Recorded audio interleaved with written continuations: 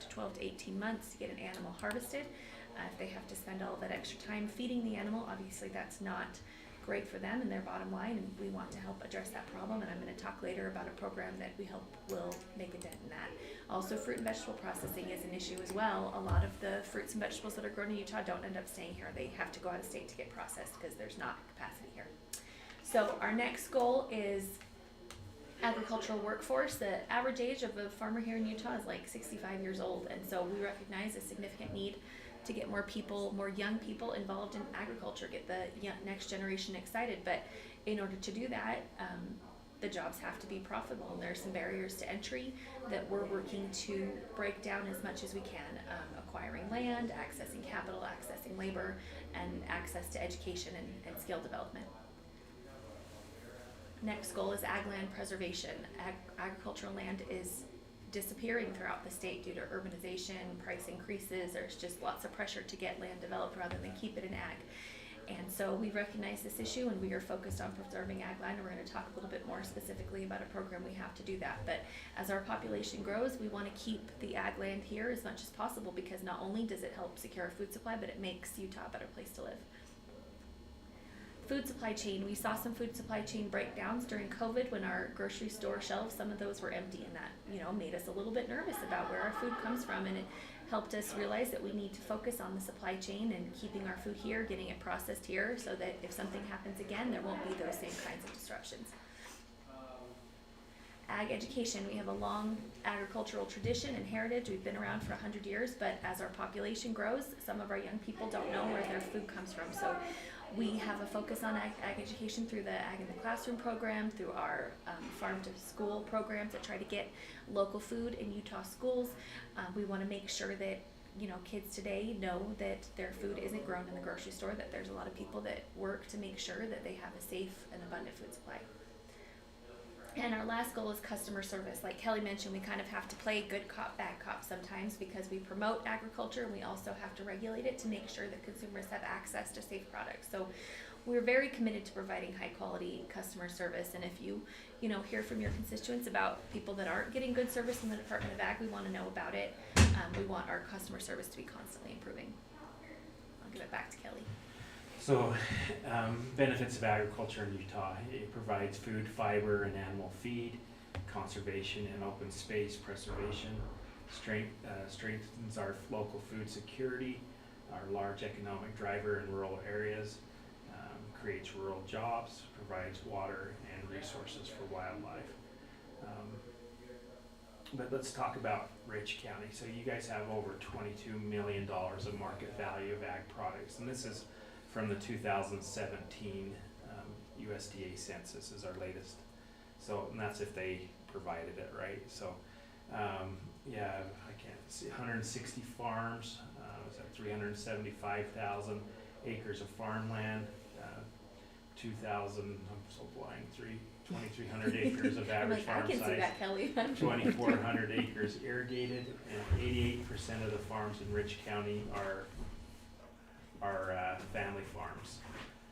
16% of your ag land is crops, and then 84% is livestock sales. So,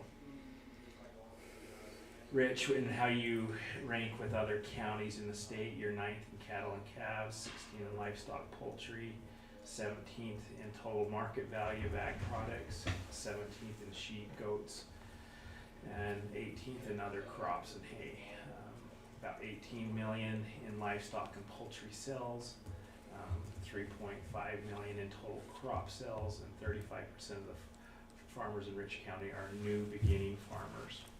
So there's just some quick facts. So on the 35% where it says are new or beginning farmers, where does that rank in the state? That's actually been, to me, that's really high compared to the other ones that I've. That's what I wondered. Yep. I would say that some of them didn't even have any in that category. So, and these are the four big programs that we're going to talk about with you that we got funding for, and to help us reach our strategic goals going forward. I'll let Amber talk about the first one. Yeah, so the first program we kind of want to touch on is the Utah Food Security Processing Grant Program. As we've recognized the need to increase processing capacity in Utah and keep more of our local food here. During the 2022 legislative session, we were awarded $1 million of general fund to provide grants to processors to help them increase their processing capacity. And we've received another $1 million, so the program was a great success, and we got another $1 million for 2023. So I have a question real quick. Yeah. On that $1 million, and you may go into it, how many people did it go out? Did you guys direct grants? Oh, you're about to. We did. We'll talk about that a little bit too, but thanks for asking. Yeah, so in our pilot program, we had a tremendous response. We got 79 applications across 26 counties in the state of Utah. We had $14 million in requests for that $1 million, and then we put together a ranking committee that ranked the applications. We had some published criteria and points that were awarded, and we ended up awarding 17 grants.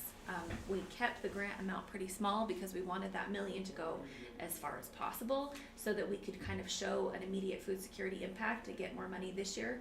So they ranged from about $10,000 to $150,000. And you see on the map, those are the processors that were awarded funding. The 2023 application period is open now. It's going to be open until the end of the month. So like Kelly said, we'll send out some links, but on our website, this is right there on the front page right now on the ag.utah.gov site. We're accepting applications. I think I've already gotten 3 or 4. And there is no matching requirement, although you get additional points for matching, but we're just looking for people that want to increase their processing capacity. Usually it's through equipment purchases, or refrigeration, things like that. And we're capping the grant this year at $200,000. Okay. So, Another question. So, is there a priority towards like meat processing, or do you get more points depending on the industry? no, we haven't put any points towards what industry. Last year we had pretty evenly matched between meat and fruit and vegetable as far as what we received and also what we awarded. Okay. So I think it was about 50-50. I mean, we certainly recognize the need to increase meat processing, but especially with new facilities, $1 million isn't gonna make a huge dent. And we had hoped for more. Yeah, we asked for 36 million. When we first started. We knew As you what go we through the needed. session, it kind of gets, Yeah. it gets funneled down, but we hope that, we'll just do the best we can with the money that we have and hope to make an impact so we can show the legislature. I mean, we recognize the need is there and people want to innovate and they have, some financial hurdles, and we want to help with that however we can. We also, we provide a lot of information to producers all the time about other grant opportunities in UDAF and outside of UDAF, USDA, and there's a lot of money there that hopefully they can leverage as well. And this session, you might have heard that the Agri Park near south of Nephi got $8 million to build the infrastructure of sewer and water and hopefully bring in a big meat processor in that area. Because $1 million, you're not going to bring in a new facility. And that's why we asked for quite a bit more. If we want to get serious about bringing in someone, it's going to take a lot of money. So. Yeah, this program is more focused on the small to medium sized. So. I've got a little video to show you on this program. Well, our brand inspector snuck in here, so we welcome Justine. She's our She brand brought you inspector. the latest copy of the brand book, so we appreciate that.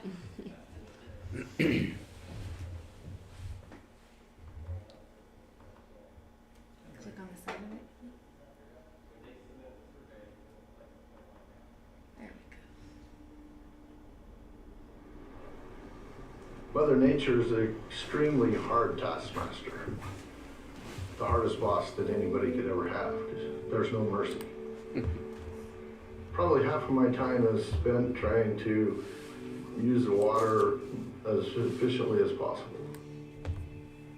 You lose a few $100,000 year after year, it's a tough go. We've had more dry years than we've had wet years, and I think that's become the norm. The land is drier, the rangeland is drier, springs that we could usually count on being there are drying up. So it's a scary time.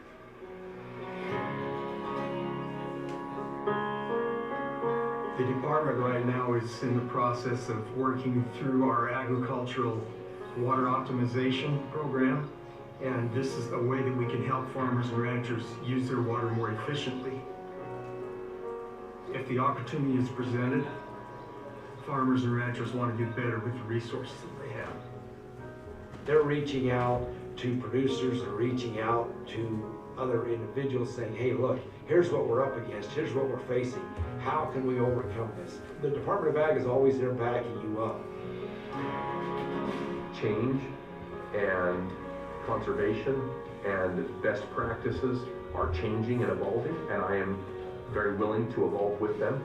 With the help of UDAP and NRCS, we've been able to adapt those practices more quickly. With the limited availability of water, by increasing the efficiency, even on these drought years, we may be able to farm nearly all of our acres. And so without some help from the state, I wouldn't be able to do this. No one knows better than us the finite resources that we have here. So I don't think there's anyone that could care more about the land and its health and the balance than the people that are living on it and working on it. It's the lifeblood. We all understand that water is our lifeblood. We do our best to conserve it and to use it wisely, because without it, we're nothing.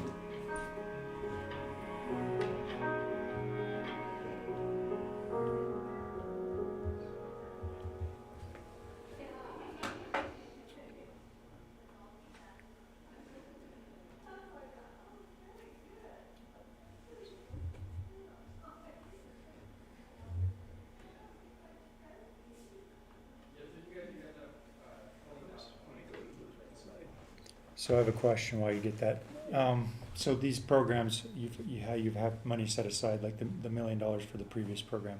Was that requested through like just the general budgeting, or was there a bill ran for that specific program? So the food security, we did it as building block through the governor's office. Okay. Yeah, so both years. And then water optimization had started as an appropriation, and Kelly will talk about that. Okay.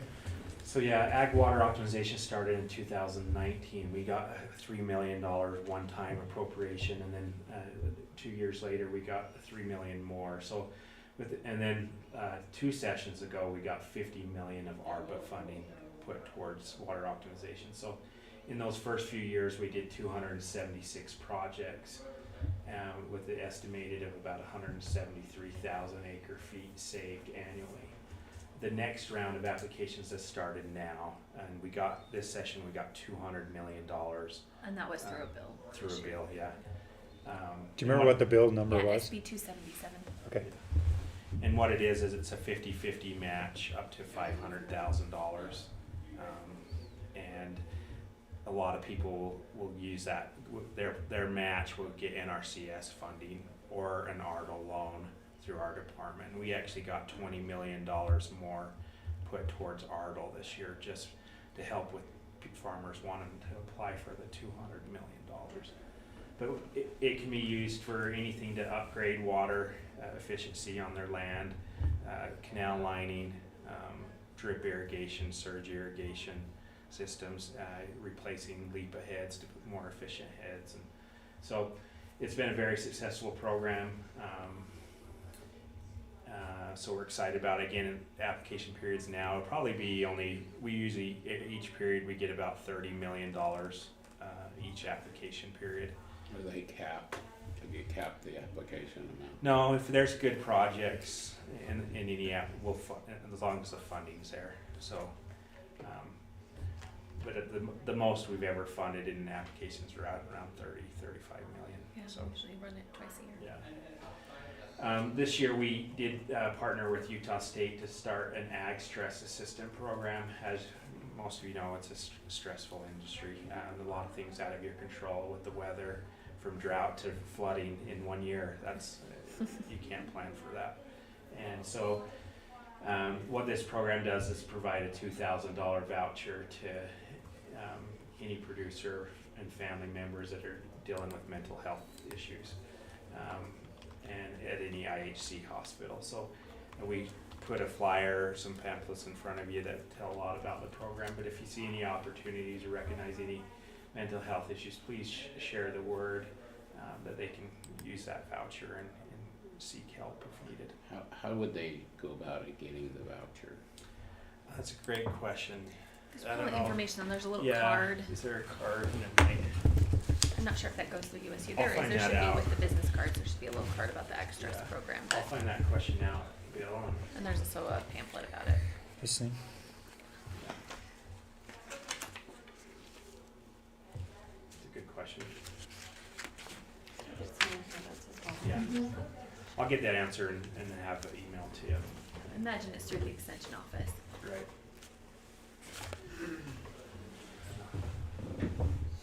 I'll share one more.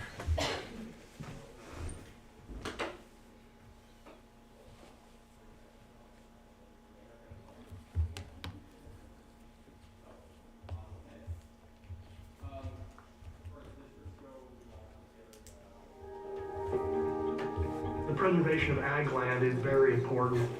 As we go and look at the acreage that is being developed right now, much of it is acreage that I never thought I would see developed in my lifetime. A lot of farmers go out there and they talk about the development, and they say, you know, those houses are the last crop that is ever going to be planted out there on that property. When you have a place that has importance like this, you kind of want to have it last. And conservation easements are the way to do it.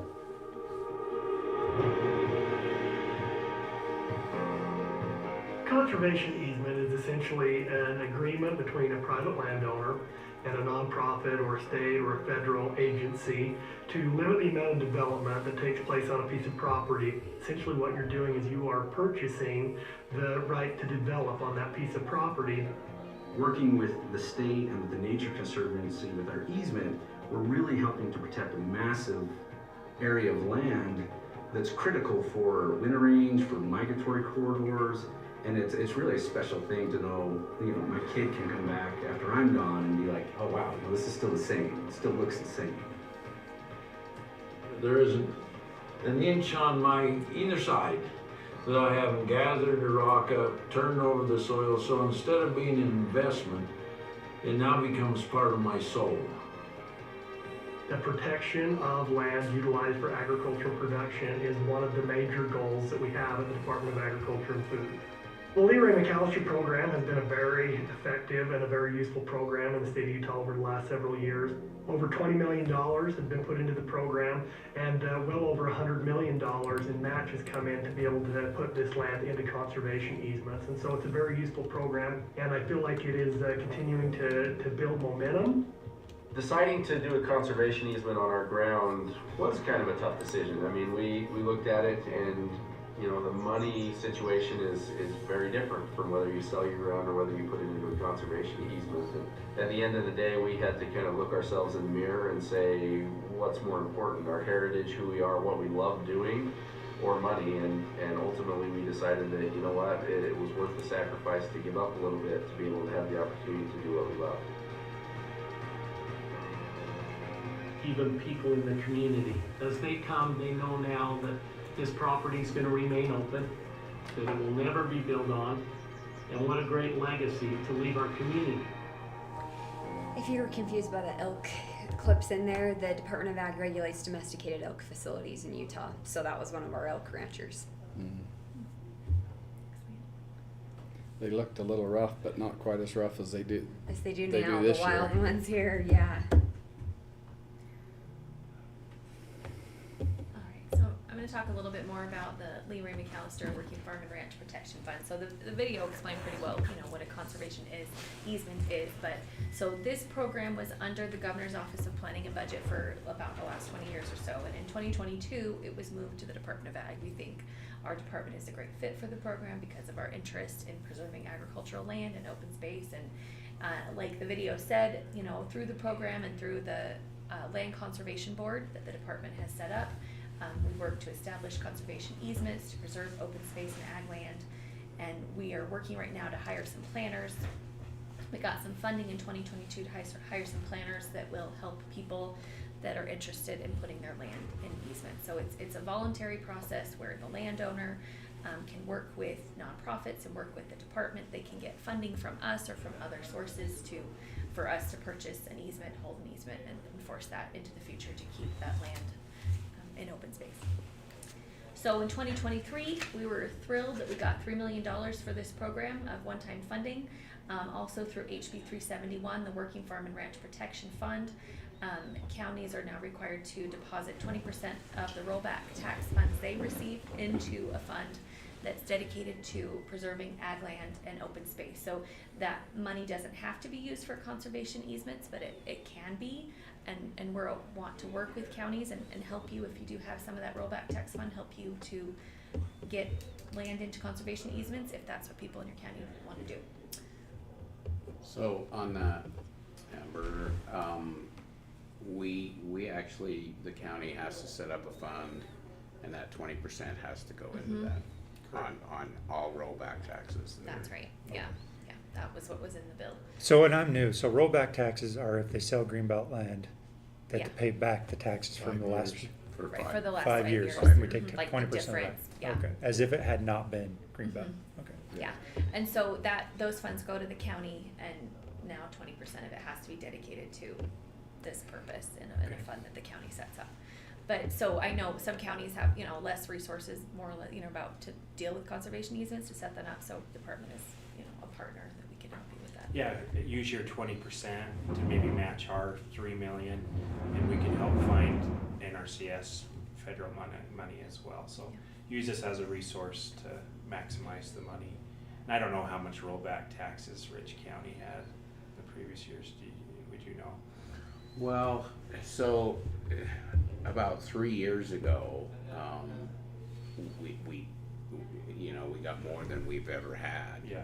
But the last couple of years, development, and that was because of development over in the Bear Lake area.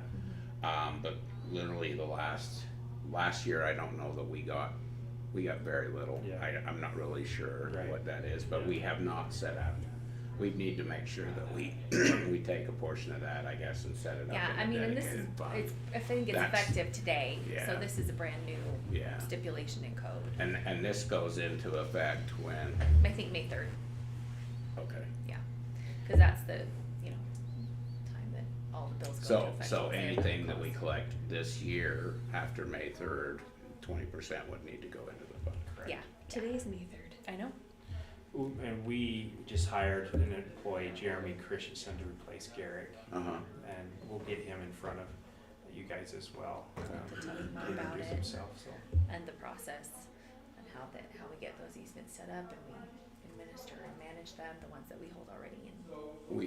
We probably need to start discussing that statewide within counties, cause there'll be some rural counties that, if it's gotta be done, that it's kinda like, we need to be on top of that instead of going down 4 or 5 years down the road, and it's kinda like, oh, yeah, we gotta. Wait a minute. Yeah. Yeah, it's part of the reason we wanted to come, to just kind of put this on your radar a little bit, and let you know that we're here to help however we can. And SB 76 also provided a full-time employee at UDAF to help with your general plans as well, to look at ag reservation. Yeah, so there's now a requirement in the law that when you write general plans or make changes to general plans, that you should consult with the Department of Ag, and also about conservation easements and ag water optimization. So we have somebody that's been hired to, or already worked for the department, but designated to do that. So I just want to make a quick plug for the Utah Agricultural Mediation Program. I have the pleasure of managing this program for the department.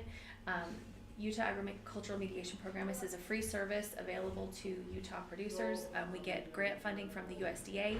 We provide mediation services to producers that, for a range of disputes. Typically, we do mediate disputes with USDA agencies like FSA or the Forest Service as far as grazing disputes and questions about grazing permits.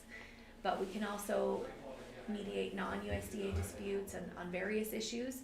So where mediation is a confidential forum, all the parties have to agree to go to mediation. You have a mediator there that's trained and certified and can help the parties collaborate and come to an agreement that everybody agrees to. So this kind of can help save money down the road for people that are involved in some kind of dispute, help keep them out of court. As far as the USDA disputes, it saves time in the USDA appeals process. We just want to spread the word about the program.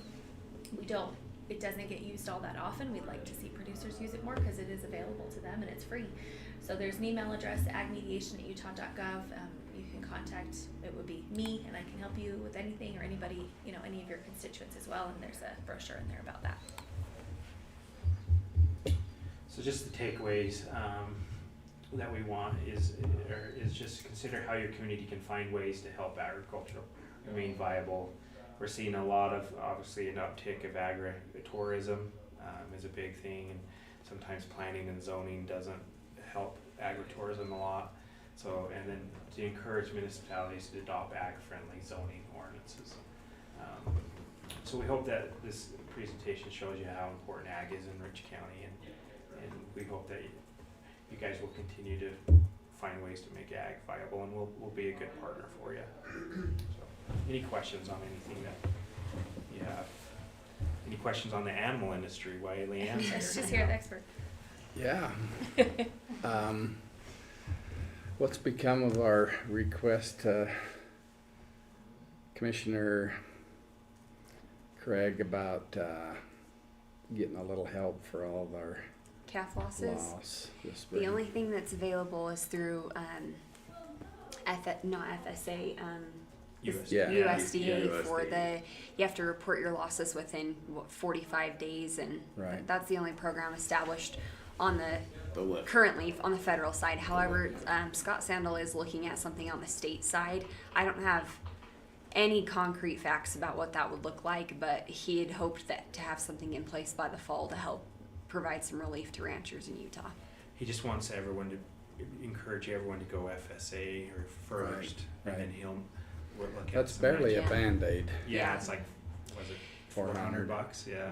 What if they said in Rich County an average of 30% loss for every rancher here? I mean, it's just been absolutely That's devastating, and will continue to be so. I mean, when are you going to get your first hay crop put up? Yeah. Good Well, question. That's the other thing. One of the things we're starting to see now is we're starting to see, particularly with the calves, they froze their feet, and now they're becoming to the point of where, and once their feet are frozen and the hoofs fall off, Yeah. literally they're gonna have to be put down because Wow. they are not gonna be able to, I had one yesterday in both his rear feet, and he's 2 months old and was doing really well, and then all of a sudden and I thought, why is he so lame? And I went over to him, and his hoofs are gone where they froze. Yeah, I have some with both the left front and left hind. Where they were Can't even hardly hop along because that one side must have been the downside or something. I don't What's know. your temperature getting at night now? So we got down to 25 last night. Okay. We're still, but which is, this time of year, that's pretty normal. But we were 20 below when we were calving that night. That was those. Yeah. Yeah, Those- the third week of November, it never got above zero for 6 days. And the hardships to the ranchers are across the board. Down south, Yeah. they dealt with a lot of cows aborting early on for lack of nutrition. And my family over there in Thatcher, they've had more prolapse cows this year than we've had in years combined. It's just That's one amazing. heartache after another. Who's your husband? Hadley. Okay, I thought that's who you were. With the drought last year, we did set up an emergency fund, and we kind of left that open for all emergencies. So there's an avenue if the legislature just puts money into that then we can shuffle it to producers pretty quick. So Yeah. Then as soon as I know something, I'll let Justine know to spread the word as well. Okay, I talked to Craig and he says it'll be late summer before we know, and I says, well, that's fine because we don't sell these calves till fall. Yeah. So You know what? Prices have been pretty good at the auctions. I go to the 5 auctions in the state, but I've been a little sad to see pairs come in and really young calves. The auctioneer brought in this week-old calf and said, well, we're selling this week-old calf because his mom quit him. She quit him because she died. I thought, isn't that the story? I mean, that's what's going through the sale. It's just really sad. They shouldn't be selling them like that now. I literally have, I literally have lost more cows this year than ever. I mean, my death loss in cows has got to be probably around 10%, which. I want to show you that. Speaking of And the deaf same cows, thing, prolapses. Look at that water. tell me we're not in a little bit of Yeah. trouble. Where's that calf supposed to stand? Yeah. Get to There were 15 on top of this pile of snow. Oh my goodness. And their mothers can't get up there to nurse them. Yeah. But I'm the so calves sorry. get up there. And the hard part is it's just Don't be whining compounded about water. because You're gonna want water. for months you've been dealing with a hard calving season, and now you're dealing with this, and I can only imagine the heartache. It seems never ending. I'm really sorry. And while Leanne's here, I just want to give you an update on predator control as well. So this session, there was a lot of talk of us changing a lot of things with the predator control. And what we're doing is right now there's two parts of predator control, the aerial and the ground crew. Even though the trappers there's like 18, 19 trappers, they're state employees, they're managed by the federal government. And what we want to do is take over the management of the ground crew and have the federal government control the aerial. And right now we're studying that to see if that can be done. It's all done through contracts. In the interim, we'll study everything to help make the ground crew more successful. If it means more equipment, we did hire an employee to oversee that already, and he's going around to all the trappers just seeing what they're lacking to make sure that we can manage it better as a state than the feds. And we do. got some funding for equipment too.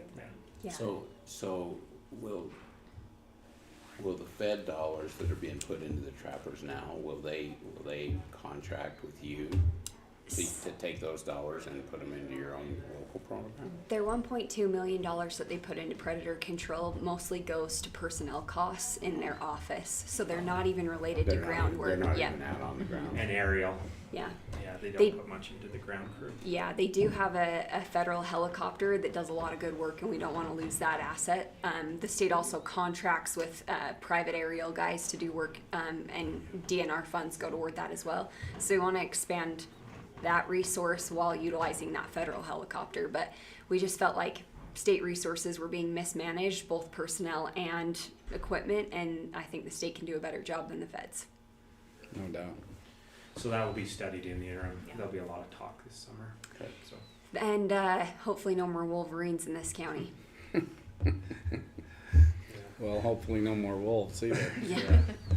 That sheep that got its eye tore out just had a lamb, and you can still see it's healthy, but it's just, Yeah. it's cool, yeah. Do you think that Wolverine was just trying to suffocate him? Do you think that's why it was I going on think their so, faces? yeah. It's kind of interesting. It is interesting. I'm afraid that wolf issue is going to get worse before it gets better. I've had 2 killed the last 2 consecutive years. Oh, wow. And the government trapper confirmed it was a wolf kill. They had 2 in up Pleasant View Canyon just a couple months ago. A cattle rancher got a picture of them on the hillside. Really? And I thought they're getting closer and closer. I thought they stayed in Colorado. Yeah, they respect state boundaries for sure. Yeah.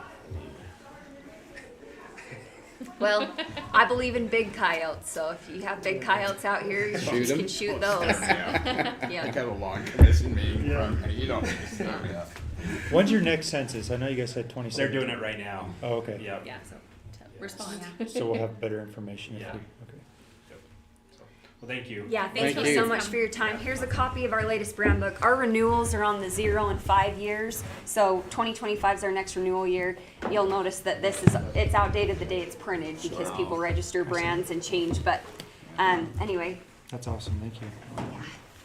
Good to see you all. Good to visit with Tell you. Hadley hello. I will. Thank you. Appreciate that. Nice to see you. Thanks, It's you nice too. to meet you. Nice to meet you as well.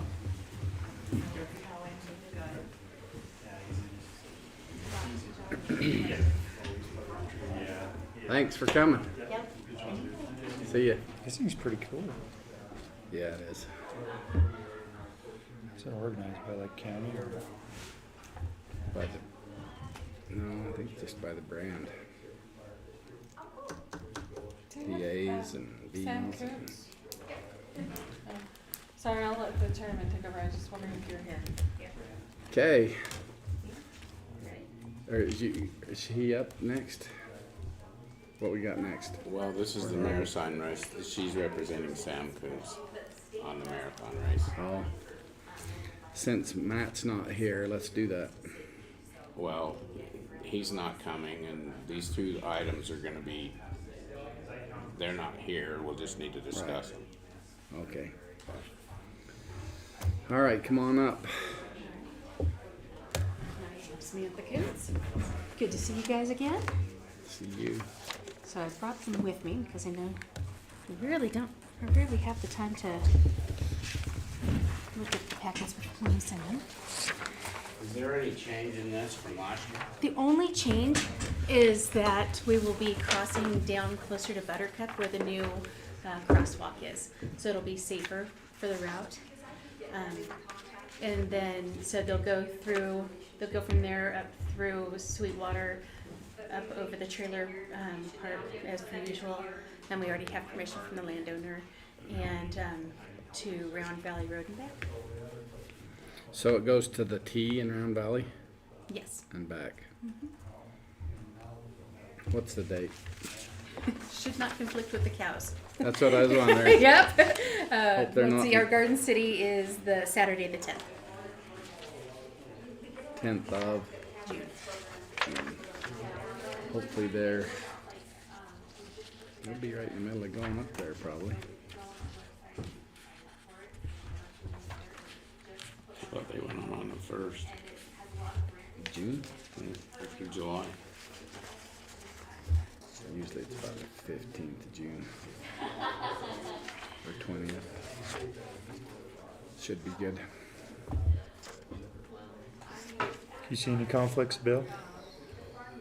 No, I didn't see anything. I think the crossing there where the crosswalk is, that's gonna be that's a good thing for safety. So, if you haven't had any changes from last year, and I don't know that we had any complaints last year, everything's. No, you guys do a good job at organizing it. I would go ahead and approve that application. I'll second that motion. Is that motion? Okay. Moving second that we approve the license for the marathon. Is that what you call it? Permit, yep. Is it a marathon permit? All in favor say aye. Aye. Any opposed? Motion carries unanimously. Beautiful. Referred to as the Barely Trifecta. That is the one. It's easier to remember in minutes if it's specifically the name of the event. Thanks, Mitch. Did you hear anything about it, Mitch? No, the Trifecta's always been really good.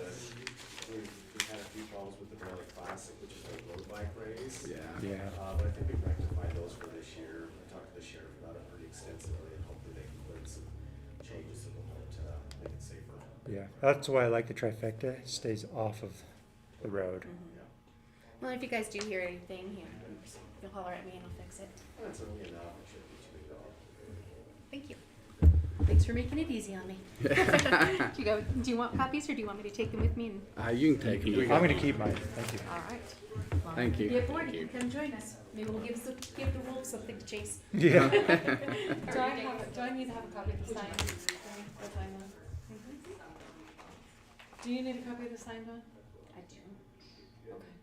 Well, I mean, I don't know if do we there's have the anything to signed one ready sign. to go now? Otherwise, we usually just email it and keep everything electronically so we have it if we need it.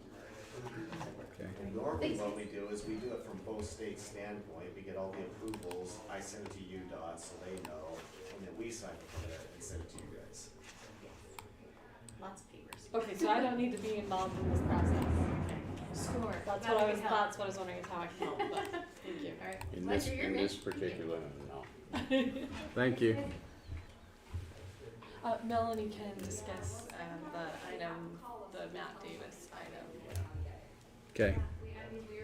Are you ready for it? Yeah. Okay. All right, so I worked with Ben. Tell us who and why and what. Oh, okay, Deal here. like who I am? Yeah. Okay, so I'm Melanie Limb and I'm just speaking on behalf of Matt Davis and Dusty Jackson because they were both on night shift this week and I discussed with them earlier. You guys already approved their use of the rodeo grounds last meeting. But it was brought to our attention that we don't really have a liability agreement thing to make with patrons who would want to use the rodeo grounds, who don't normally have insurance. I know that I spoke with Bill and some private companies that come use it, like barrel racers or different things, they have their own private insurance that they use, but they don't have their own insurance. So I worked with Ben Willoughby, the attorney, to make up this agreement. So you guys need to look that over and approve that. If you approve, going ahead and using that, then I just said I would email it to Dusty and Matt and have them sign it, and then with your signature, then it should be good to. They should be good to go. Okay, so I turned it over to our liability, USIP, director, and I'm just looking for his email. He said he had a couple of Adjustments. yeah, but he didn't. He wasn't specific about what they were. So maybe what we ought to do is go ahead and approve this for this event, and then make any adjustments to the next one. I'm Well, sorry, I and thought it was their right event there. isn't until July, right? Yeah. So, I mean, we have, if you need. If we wanted to wait a month, maybe we could do that. So Ben had me add, I don't know, did you send in the first draft? Or this one? I Cause don't know. Ben had me add a few things into at the end, like it was, I'm not sure which one he saw. okay. It just said the undersigned agrees to waive and release all rights and claims that might be against Rich County, its employees, officers, boards, or agents, and to indemnify Rich County for any injuries or damage caused to any person attending or participating in the proposed event. So, I don't know, anyways, if you wanna send that one to him, that one's the final, and I can email it to you too, if that's easier to So, go forward. yeah, that one, that's not the one that, I sent him, that wasn't the one, that he has reviewed, so Okay. let's forward that to him and just have him have just have a look and approve that. That way, if we have any claims, also it was approved by him as well, Right. so, as we move through that process, it was the insurance pool approved our release or rental agreement. Yeah, it's a little bit different than what Ben has on there, so I obviously sent him the first one. Okay, but that's okay, I mean, and really, so I think we could kick it till next month, and I can just let them know that. Yeah, let's get a final We for just next month. We just need to get a final for Yeah. next month, and then we'll send it and have them sign it before their event in July. That would be, Thank you for doing the work so Yeah. far. You're welcome. Is that Yeah, everything? thank you. yeah, so I'd make a motion that we table the approval of the permit until our, June commission meeting. I'll second that. Okay, it's moving second that we, table the agreement for the rodeo grounds. All in favor, say aye. Aye. Any opposed? No. And thank you, Melanie. Yeah, thank you. You're welcome, thank you. For bird dogging that, that's been great. Okay. Mitch?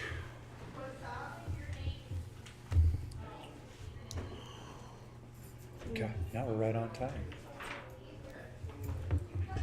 Morning, Commissioners. Thank you.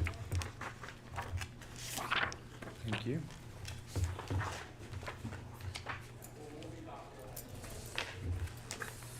I'm Mitch Polson. I'm the planning administrator for the county. Ben put this item on the agenda and isn't able to make it, and so he's asked me to be here and kind of talk to the planning, or the county commissioners about the proposed RV park and campground ordinance that we are running through the process right now. It's been to the planning commission. Well, let me back up even a little bit more. I worked with Ben on this. We threw together some ideas of what an ordinance would look like based on places we've been. Ben rounded up a couple of various ordinances from other communities so that we didn't have to reinvent the wheel. I sent him a copy of the one that we use in Bear Lake County.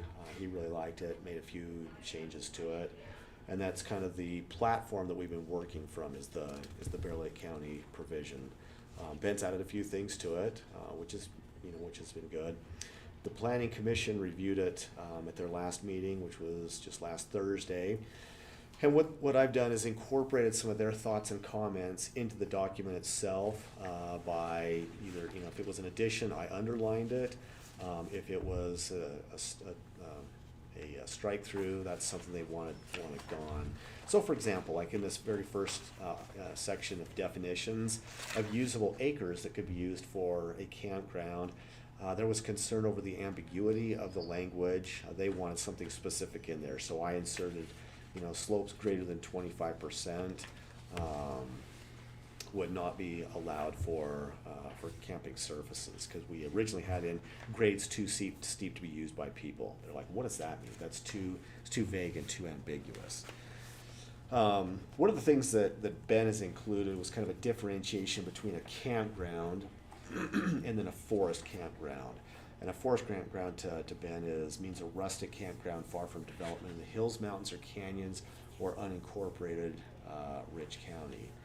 I think we need to tweak that a little bit, because basically that covers everything.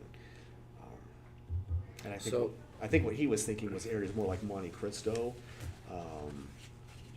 which is still part of unincorporated rich county, but it's more forested as opposed to, you know, the open sagebrush areas that we have. And we have somebody that's interested in doing a campground right now, which was why we're running down this road. We'd like to give them some guidelines that they can adhere to.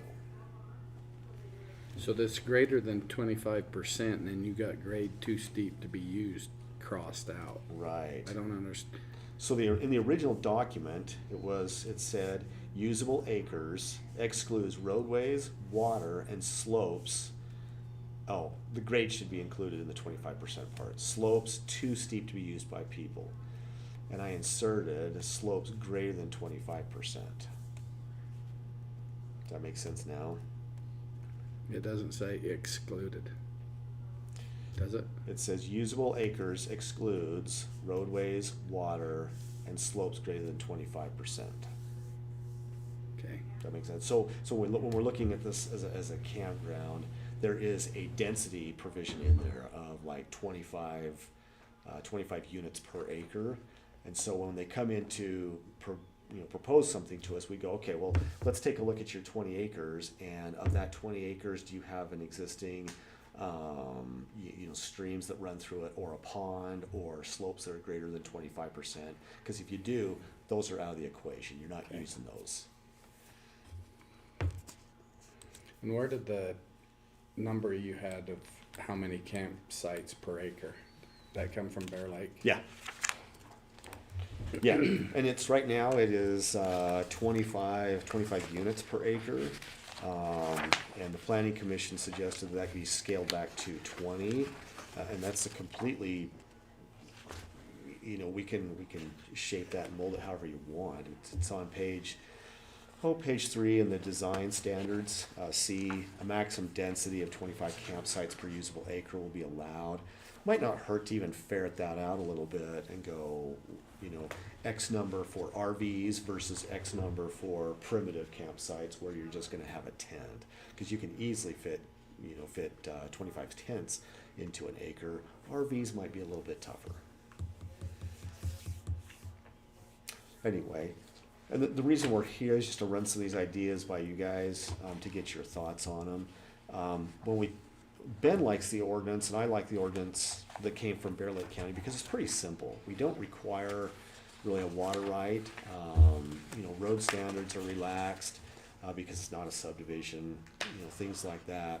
And by the time we ran it by planning and zoning, they wanted basically county standard roads of 24 feet wide, and things like that. For a campground, that's fine. I just don't think we'll see very many campgrounds. I think it's, our provisions have to allow the campground to pencil. And when they're putting a lot of money into infrastructure, they start walking away going, we can't make that work. It's not profitable to us anymore.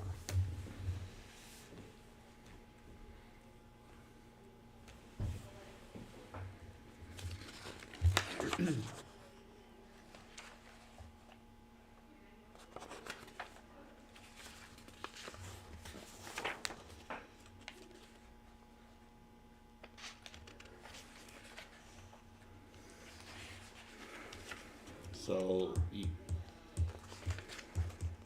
it says all roads shall be built and maintained to allowable reasonable access by emergency vehicles at all times. What, do we have a standard for emergency vehicles at all? We did not include that in here, but in the design standards, we indicate that they have to be we proposed 16 feet. The Planning Commission wanted it to be 24 feet, and then the surface width for one road would be 15 feet. I do think that there are provisions in the fire code that it has to be built to a certain standard, sufficient to accommodate, a certain kind of vehicle. right? So that they can't just drive in on a dirt road in the springtime and the dirt road just collapses under them and they bog down and get stuck. Is this 24 feet? Maybe you don't know, but is it 24 feet and the 15 feet the same as other developments? Is that the same? The 24-foot travel surface is our county standard Okay. for a subdivision. For a two-way. Mm-hmm. And we don't have a standard for a one-way road. So where we've got, there shall be at least 2 restaurants for each campsite, 15 campsites on average. We don't have a definition of what a minimum restroom is. No, it could be a porta potty. So that would be allowable, yeah. Right. Okay. And again, that's to help keep the campground to make it function. I mean, Right, you can't expect right. a flushing toilet. Well, that's what I'm wondering, is Right. what's allowable in a restroom. I mean, does it have to have running water? Does it, can it be a porta potty? Right, can be a porta potty. What about the county road leading up to the unit, to the RV park? Right. And that's where we wanted some Is specific. there anything in here that talks about that? There's really not.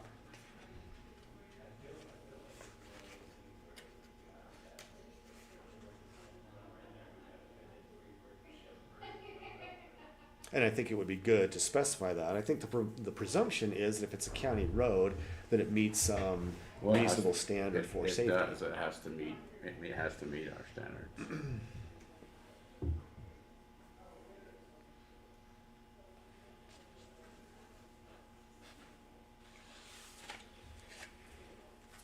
What about, well,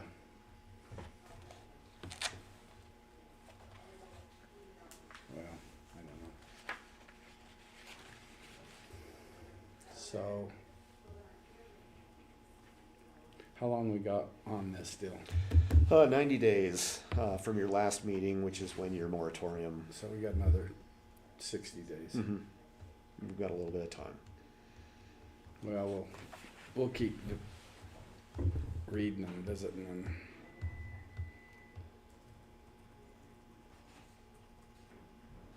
see if there's anything we're missing, overlooking. Sounds good. Yeah, no, you can't compress it all in into one county commission meeting. I fully get that. Plus, we need to read over this all of Yeah, I think if we had read through it, we might be ready to put it up for a public notice, but I would like time to look. We're not ready to move forward on the public hearing yet. Okay. This came before Planning Commission. They had some comments and input. We're seeking comments and input from the County Commission. It'll still go back to the Planning Commission. But the goal is next month to have it ready to motion it to a public hearing. Right, and maybe some guidance on that as well. I guess in the past, I've just taken the role of putting on the Planning Commission's agenda for a public hearing. I don't know if you guys want to go that route and have them public hear it and then you review it for approval, or if you want to see a public hearing at both locations. I think Ben indicated that it wouldn't hurt to have a public hearing at both venues. That way the public has multiple chances to review it. That's what I'd say. Yeah. Can I ask a question? Yeah. Mitch, where is this posted for the public to review and comment? What's that? It isn't yet. It's not yet. And you're welcome to look at it. I don't have a problem sending it out, but as far as being noticed for public comment, we haven't gotten that far yet. Yeah, I was wondering if the fire district could get a copy of it. You bet. Look at it, make sure you're meeting fire. Yeah, they should be involved too, for sure. So do you want to send that to me, Mitch? Yep. So, do we have an ordinance, I know we're gonna talk about it, but do we have an ordinance separate that just addresses mobile home developments? Is there a mobile home Yeah, I don't code know. versus? We do so few, it's not something I reflect on. Okay, because I know we're about to talk about it. So. Right. Any more questions for Mitch on this campground deal?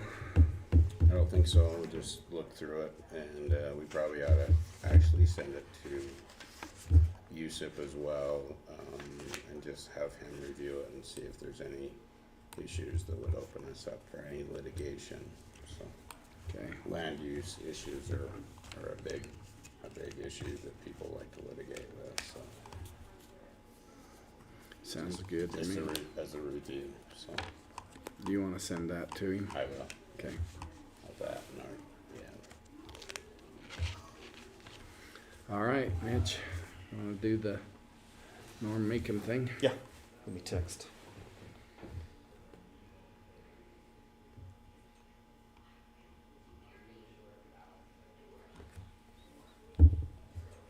See the landowner with the property that Brent was talking about? For the Sweetwater. yeah. Okay. Yeah, that Brent was, yeah. Do I need to announce myself again? Yes, please. Okay, I'm Mitch Polson, I'm the planning administrator for the county.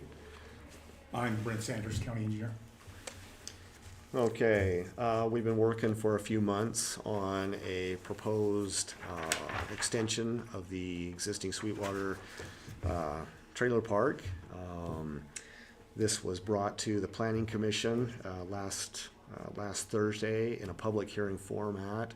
All the public hearing notices were sent out and met our requirements, even though they are deficient. Right now we have they're deficient in my mind in terms of allowing the public time to speak. Our code requires 7 days advance notice, and this was back when the Postal Service was able to get things quicker. They were a large organization. We're finding that people on the Wasatch Front are getting the notices late. The meeting's already been had, and I'd like to see that changed in our ordinance so that we require a little bit more time, give people a little bit more time to be able to review it and provide comments if necessary. 1 week is fairly shy. How long do you think, if we were to change that and you had to pick a number right now? I think 2 weeks would be fine. Okay. I think that gives it time to get to most of the homeowners. We can't guarantee that if you live in Australia you're going to get the mail on time, but 2 weeks seems to be adequate. 1 week they're getting it 2 days before the meeting. They can't schedule to be up here for the meeting. I'm getting a fair number of phone calls from people, especially on hot topic items like this. Yeah. People are just pretty frustrated they can't make it to the meeting on time or be in attendance during the meeting. So what's being proposed is an extension of the existing Sweetwater trailer park. They're requesting an additional 50 units on approximately 20 acres. They will all connect to existing roads, specifically Mayfly Drive, Cricket Street, Monarch Street, and Prairie Dog Way. And if all of the roads that are proposed, they're proposing they're 24 feet wide, so they meet the county standard. You'll notice all of them neck down to the existing roads, which I think have been identified at around 9 feet. During the planning commission hearing, there were a few people that showed up to be in attendance. There was concern about utility disruption, whether the water company would be taking over, speeding on Mayfly, the stormwater ponds, and effects of having stormwater ponds close to their homes, drainage from the new development, wildlife crossing. The homeowners association president was in attendance and indicated she didn't seem to have any problem taking over any of the things that have been proposed, such as the stormwater, the maintenance for stormwater structures, the paving of the or not the paving of the roads. I'm sorry, maintenance of the roads in the future. Others, and it was kind of the common complaints by the neighbors. How's the wastewater going to be removed? How about traffic? Is it going to be county maintained? The developer indicated that they would be paving Mayfly and also bringing Mayfly to county standard all the way down to Sweetwater Parkway. I did indicate to the Planning Commission that the last round of reviews that I had seen, the county engineer had not had a chance to review those. It was proposed by the developer that their engineer and the county engineer had been in contact, and all of those issues had been worked out.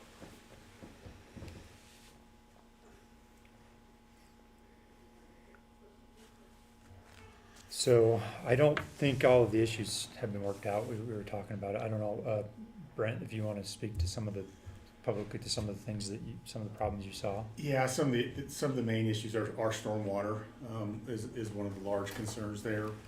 They're proposing infiltration ponds, which means they'll collect stormwater and it'll actually infiltrate into the ground to go away. And they need to do some testing that shows that infiltration rate, but I've asked, under any scenario, you have to consider that you have a storm that exceeds the pond capacity. Where does that water go?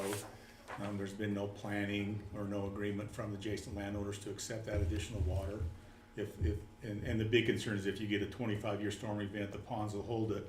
But what if you get another 25-year event a couple days later right behind it, the ponds are going to be overtopped. So you need to deal with that. The narrowness of the roads that this subdivision connects to are from 9 to 14 feet wide, where county standard is much wider, and increased traffic flows. I asked them how those roads could be brought up to county standards, or at least widened, or I proposed them by showing to me some sort of engineering design standard that allowed for two-way traffic on 10-foot wide roads. So there's some basis, and we didn't see anything back on that. Constructability of the lots is another issue. I've asked for some supplemental information and haven't received that back either, where they need to have room for, by code, storage areas, off-street parking, and a single wide or double wide. And I haven't seen that evaluation come back on constructability of lots. And then, there's some questions on stormwater routing down the roadways, how that's going to be limited, reduce scour, erosion control, long-term issues like that. But the conversation I did have with the engineer, he did call me and asked about the stormwater overflow, and I told him my position of you've got to have some sort of planning, at least if the pond's overtop, and agreement from adjacent landowners that water is okay to come onto the property. And he mentioned that the owner was working on that, and that's the extent of the conversation I had with their engineer. So they're working on it, but there was no resolution? No, the last letter that came back, many of his comments were, I'll get with you, I'll get back with you, we're working on that, or we'll address it later. And as I said, I'm willing to pass some things off to work on later on the construction plans. I understand that it might be needed now, but it's not a major issue right now. But stormwater, traffic control, those type of things are major issues that the preliminary plat codes ask for them to be addressed right now. And I worry that if they get passed by now, once they invest more time and money and effort into this, and they still don't get approval at the final plat stage, it's going to be a real issue. Can you just hurry and scan that? That's the stormwater, and see if it's the same thing as what you've already seen that doesn't. 15. Stormwater will be transported by roadside ditch that will direct runoff. Yeah, this is one. Pond locations. This is one that just came back on the review letter that I had, was accompanied by a 50 page design report that's on my list. That's something I need to review right now. My last response with him was, he had some stormwater calculation. I said, we have other issues to resolve before I go through your calculations. And I don't go through and check his calculations. I go through just make sure that they've been done. It's his responsibility to make sure they're right. But this current letter that I've received that I was just recently going through, it's accompanied by a 50 page existing condition report, they call it, and I just haven't got through that yet. Okay. So they may have addressed it then. In the stormwater stuff, my letters go out with kind of a back and forth. I put my comments in red, and then you can see his feedback is in green, and many of his green ones are, I'll get back to you on that, or we'll answer that later, and that type of stuff. And this is my fourth review, so many of these questions I'm in the fourth time of asking it. Oh, really? Yeah. It will be my fourth time to ask for it, and I keep asking because code requires it, and I think they need to be answered before it moves forward, because they're issues that are by code supposed to be answered at this stage. So on these lots, so Sweetwater, trailer, and RV park, some of these lots you said wouldn't accommodate a single wide trailer, is that right? A single wide with the code requires a 10 by 10 storage area and 2 off-street parking stalls, 2 off-street parking spaces. what if they designated those as RV lots only? Would that, I guess what you're saying is some lots wouldn't qualify, but obviously it's an RV park as well, Right. and they designated those lots as RV only, would that modify the requirements so they qualify? Just wondering. I don't see a problem with them putting RVs on the site. The homeowners association president said the same thing, that they will allow that. You know, that's covered in their CC&Rs. Right. And that's what the P&Z asked Norm about the unusable lots, and he says, you'll be surprised on what somebody will come up and set up either pull an RV on or a set of tent or whatever. Well, what I guess, and Brent's concern is that, all the lots have to meet right that standard, but if they designated some of those lots that wouldn't meet that standard as RV only lots, I guess what I'm wondering is, because do we turn the whole project down because the lots don't qualify, or do we put a provision or ask for a provision of designating those lots that you couldn't put a single wide trailer on, but you could put an RV on as RV only lots? Mm-hmm. I mean, that. Yeah, I'm fine. I would be fine with that. Yeah, like I say, variation, that stuff, that's up to you guys. I just read the code and say, does it meet or not? I think the code's very well written in that those type of structures don't have storage, so it designates that you have to have place for storage, and off-street parking is critical to their design of the stormwater. You can't have people parking on the roadside shoulders, because that's where the water is supposed to go. So the parking places, I mean, that's certainly, there's gotta be parking off the law has to accommodate with an RV, if it's an RV only, at least parking of 2 vehicles. Right. What about the storage area? Is that something that would be required on an RV lot only? Does it overlap with this ordinance that we're popping out or not? No, it doesn't, because Okay. this is subdividable. Okay. It's a different animal. And interestingly enough, if we go back, if we rewind about a month, they came in for review and for the planning commission. And the discussion was, well, your engineer isn't allowing this. And so we broke out the engineer's review that Brent had sent back to Dan. And so we started walking through it a little bit.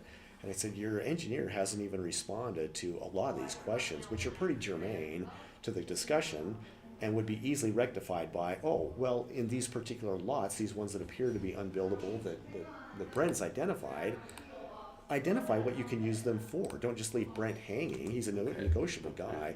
I think the things that Brent's really concerned about is the engineering stuff, where he has to sign on the dotted line and hits his PE license that is in question. I will tell you, my current letter says I will not sign off if they don't deal with downstream routing and stormwater. That's just a solid engineering principle that I won't sign off on. Can I make a comment? Sure. So there was a fire up there a few years ago. They should have learned a lot of things from emergency vehicles trying to get in to fight that fire. Are they being considered in this development? And you have a lot of RVs now that are pulling a vehicle or a trailer with ATVs on it, or a boat. How would that be incorporated with what you're recommending as making it just a RV park? And a lot of the issues related to fire access, I just rely on the fire marshal he gives them their approval. I can go through and review fire code. There is fire code access requirements. I don't do that. I just leave that to the fire jurisdiction. So has, Chief Walter been involved with it? Yeah, I received an email from Chief Wahlberg that I'm trying to find in the file. I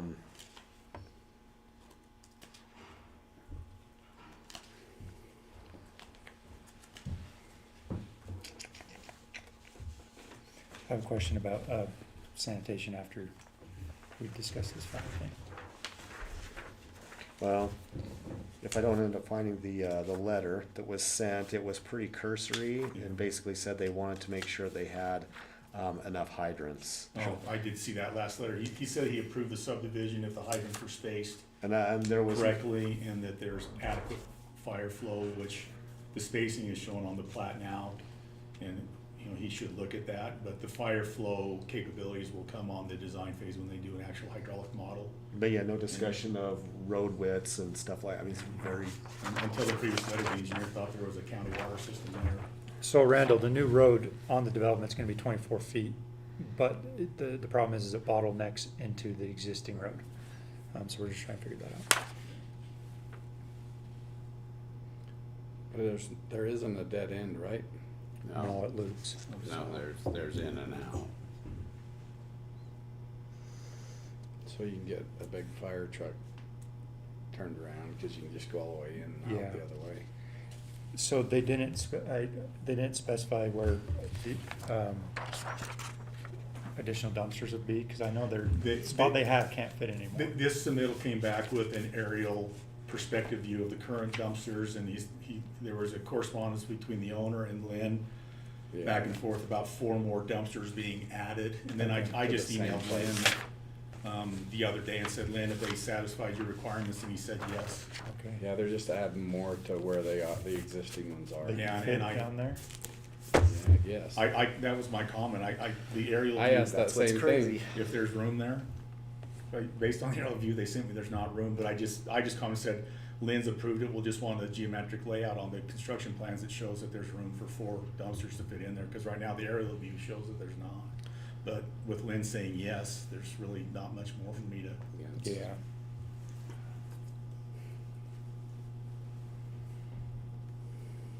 So that's how those department areas, I'll answer questions stuff, but if I get an email from those department heads saying they're satisfied, I pretty much leave that alone. Yeah. I wonder if Lynn looked at it close. Well, they have extra space down by the dumpsters, just not an enclosed wall, so I'm sure if they needed to, they could. That's exactly what the aerial view shows. Yeah. There's no room for 4 dumpsters inside the enclosed area based on the photo I was sent. But there's room. There's Room there. It's just that they'll have to put another wall for 4 more. Yeah, they could put.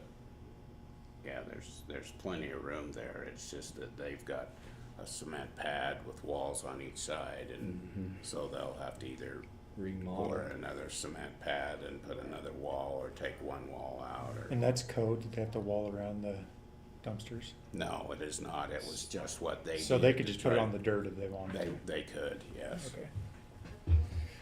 That makes more sense. If you know, and I'm not sure who owns that ground. That's the other thing.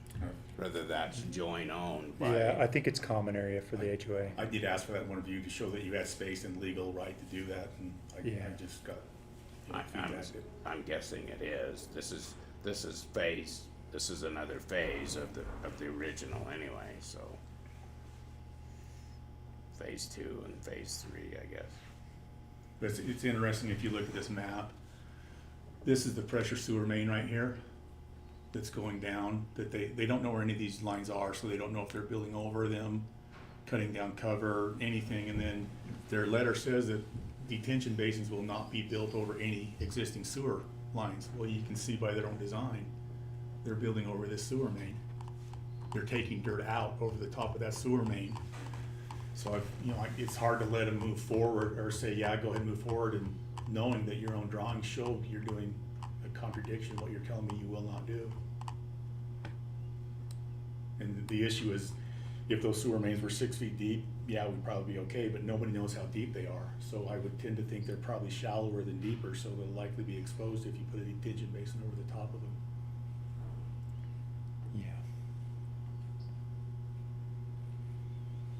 And you have not had a chance to review this last. The last letter I'm about halfway through. Yeah. I was reviewing it yesterday and I saw the agenda that they were approved by commission, or P&Z, so I just stopped reviewing it because I didn't know if I was wasting my time and they were just gonna move on to the final plat phase or construction phase. And let me specify, when the planning commission made their motion, The motion was that the setbacks and other items to meet are to meet county code. That's a pretty broad brush statement. But they didn't indicate meeting the county engineer's requirements. And maybe they inferred that with that motion. I don't know for sure.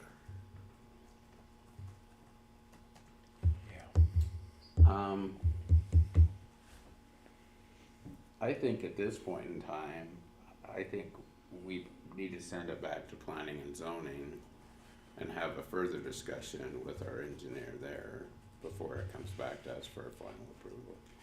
But that's just my thought.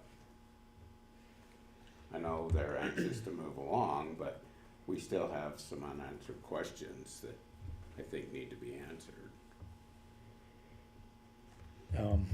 I agree with Bill.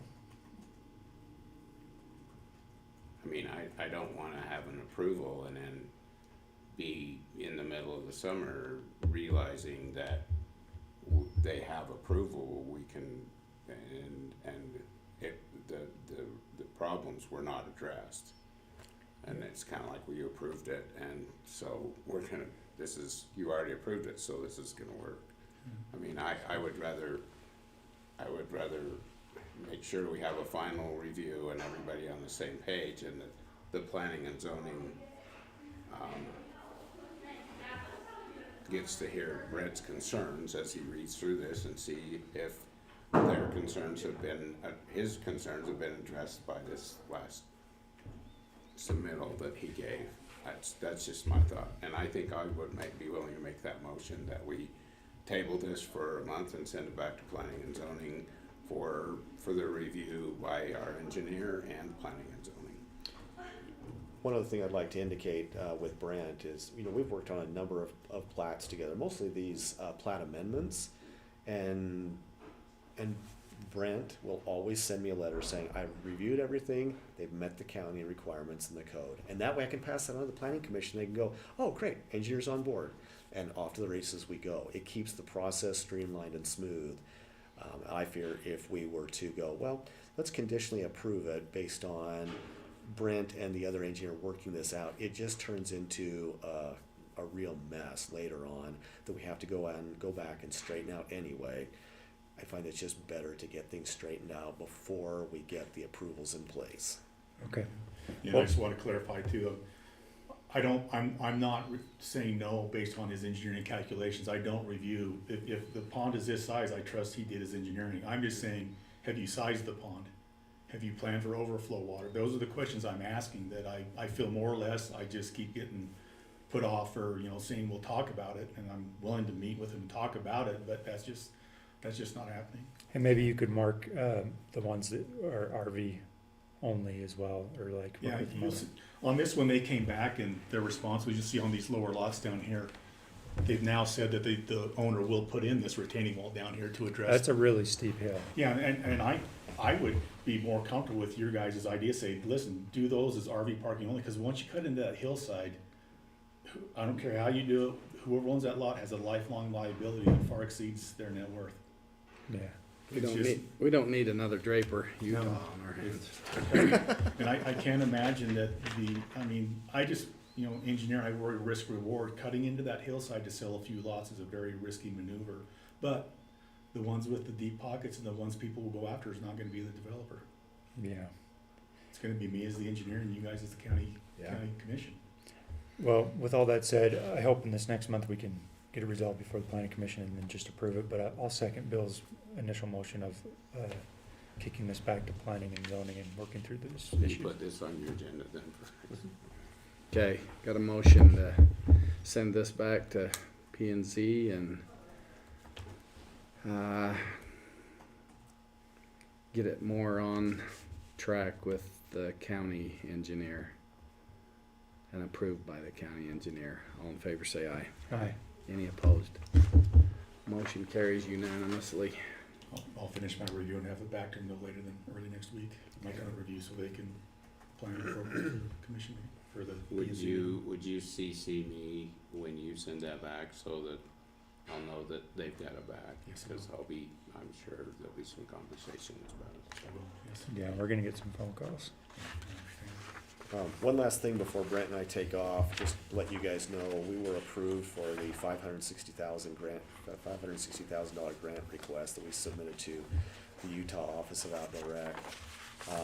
So that, with that and the 2.6 million we got from the Utah Transportation Commission, 30,000 from state lands, we now have enough funding in place to move forward on the bike path. So that met all the match money? That's awesome. Yeah. Yeah, that's good. So that would go from Gus's Point on around Lake Town, right? The intent The would rest go area. to Rendezvous. Rendezvous Beach, but Yeah, we probably only are gonna have enough funding to get to the rest area. And UDOT is going to take that project and do the majority of the design and bidding, and That's awesome. we're a partner in that, but UDOT's gonna take the lead because it's UDOT's right away. Oh, really? Yeah. So we're out of the picture entirely then? Well, no, we're part of the picture in the planning and design part of it, as far as this is what we wanna see, but UDOT is going to do the project through UDOT because it's UDOT's right away. Okay. Will they maintain that section too, or no? Will it be up to the county? It'll be up to us to maintain it. It'll be, yeah, the funding was designated for that and earmarked for that, and our choice was, does Ridge County do this project and take on everything, or will UDOT use that money and do it through their process? Okay. In our last discussion with Rob Wright, and his planners, because it's a UDOT right of way, and the majority of it's all gonna be in their right of way, UDOT's gonna take the lead. Okay. So. Do they route any of the money through the county? Like because there's matching components. Well, our match has to be, we'll have to put our match in. Right.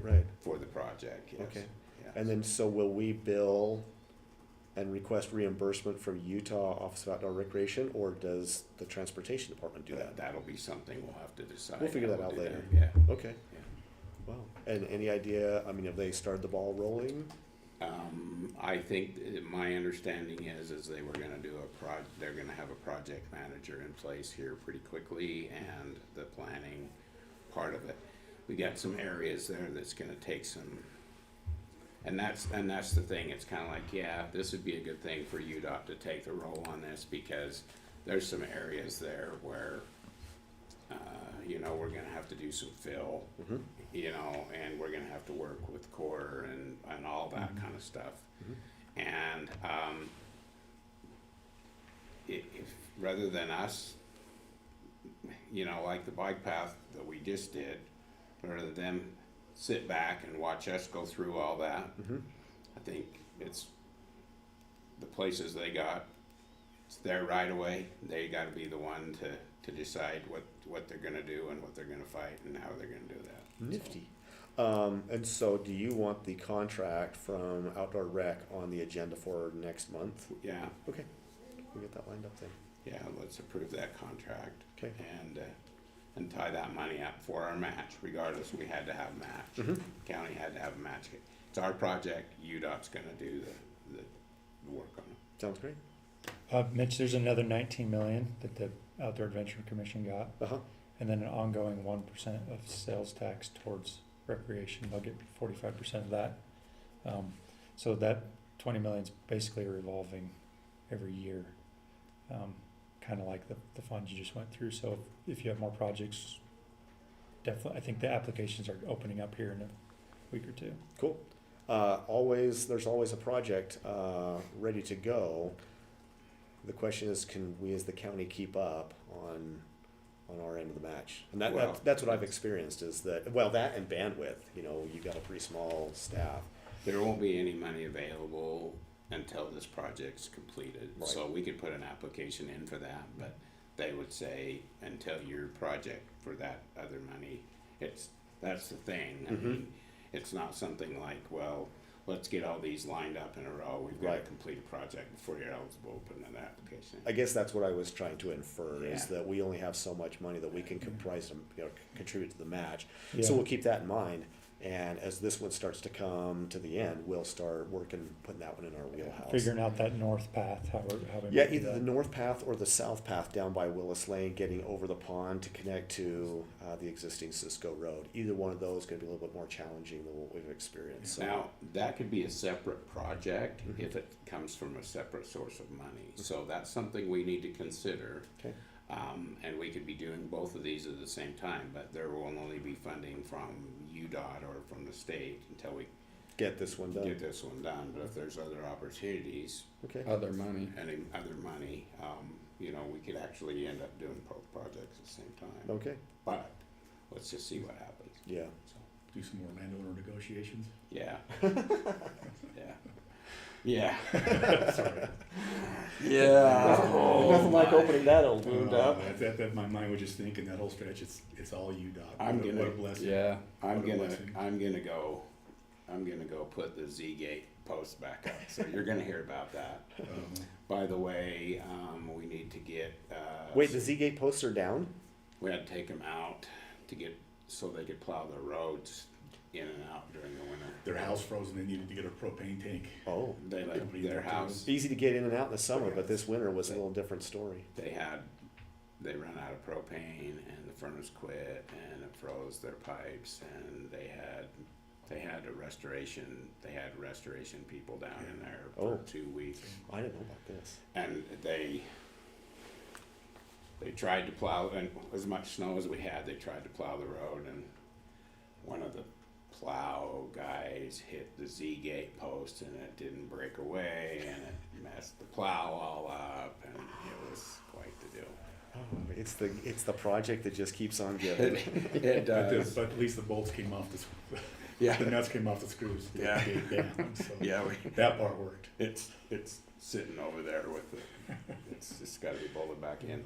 Speaking of that, what about that gate? For Yeah, Zero? we've got to get Fabian's gate in, he wants we had a little discussion the other day, 2 gates, and so we need to figure out exactly where that needs to be. Okay. And he would like to, before we set those posts, he would like to know where there's gonna be.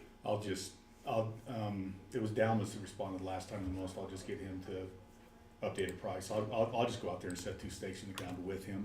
Say, here's where they're gonna go. I can measure it up and we can get the gate fabricated. And they were willing to set it too.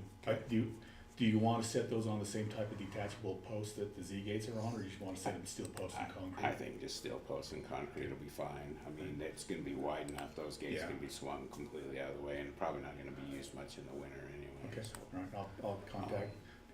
Can you do you have his contact number, Fabe? Can you send that to me and I'll give him a call and meet with him? I'm hoping I'm gonna do landfill inspections next week. So Now the snow's gone, he'll be up, I'm sure, so. Is it not in it's not in the right of way, the gate? What? The gate? The new gate you're making? No, it's actually right on his property. okay. It's right at his Cause if it's in the right of way, it It's has to not. be giveaway. No, it's not. Okay. So, yeah, no, it's not. It actually is, yeah. Yeah, let's just get it done. I think we've got everything we need, just other than his agreement where it goes. I met his mom and she was happy, but I know he's the one that makes the calls. Okay. So I don't know really what we're talking about, so how much of this do you want in the minutes? All of it. I say none.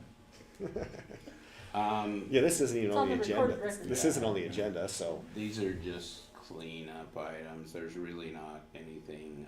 We'll have the contract for the new money next, so that'll need to be on the agenda. As far as being in the minutes, we awarded some money for the bike path.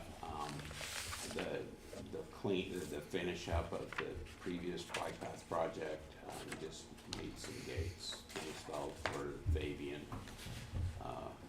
Zullo family, the Fabian Zullo family, and then that project will be completed and Brent will meet with them. That's basically it.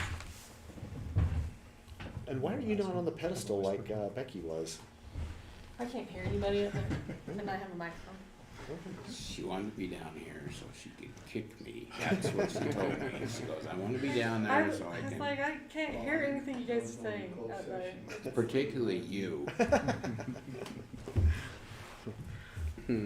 Okay, well, that's all we've got. Thanks, Well, gentlemen. thank you. Thanks for coming, Brent. Thanks for your expertise. Yeah, I'll go through and like I say, I'm doing my best to get them on the next page. I just, if I accept stuff, I have a checklist going and stuff that I'm passing off now until the next phase and Okay. trying to get stuff off that list as readily as I can. Okay. Well, that's what we want, so, Me for too. sure. We don't Okay. need, somebody coming back in 5 years when it slides off the hall like hill, like down Salt Lake. I agree, fully. And then who are they pointing to? It's not the guys that wanted to build there. Yeah. It's the city and county. It is. It's how it And always so, goes. it should be the guy that wanted to build a house there. Yeah. Thank you. Thank you. If you want some executive session, that's not on the agenda, so I'm not sure how we're supposed to. Well, it is, but it's clear down here. Oh, well, then we can, he says we'll do it whenever we want. We can go eat, or we can do it now. Do you want to try and get Randall down there, just should we go take a break? Well, it's lunch. So he's gonna talk, 'cause he's not gonna wanna hear what I'm gonna say.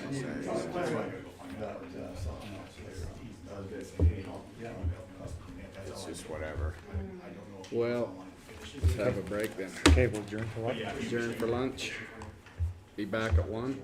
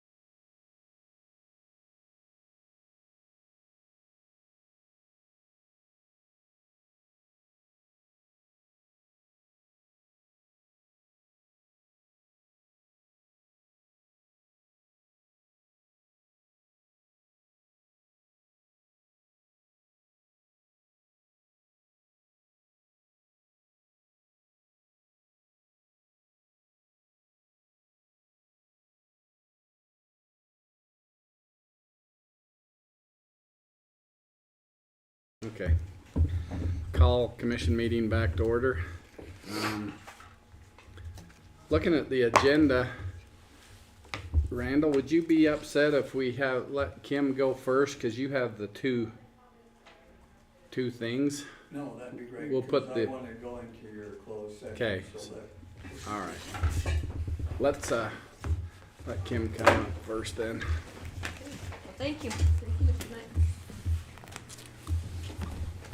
Okay, Kim Wilson, Rich County Assessor. I have 2 refund requests on personal property. One paid twice and one double paid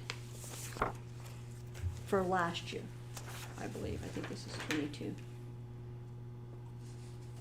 Maybe it's 23. What does it say? Genie Field Design 22. got them. I think it was for last year. And they paid them different times, so we didn't know. We didn't catch the one. We didn't catch the one, and the other one was just an error on our part.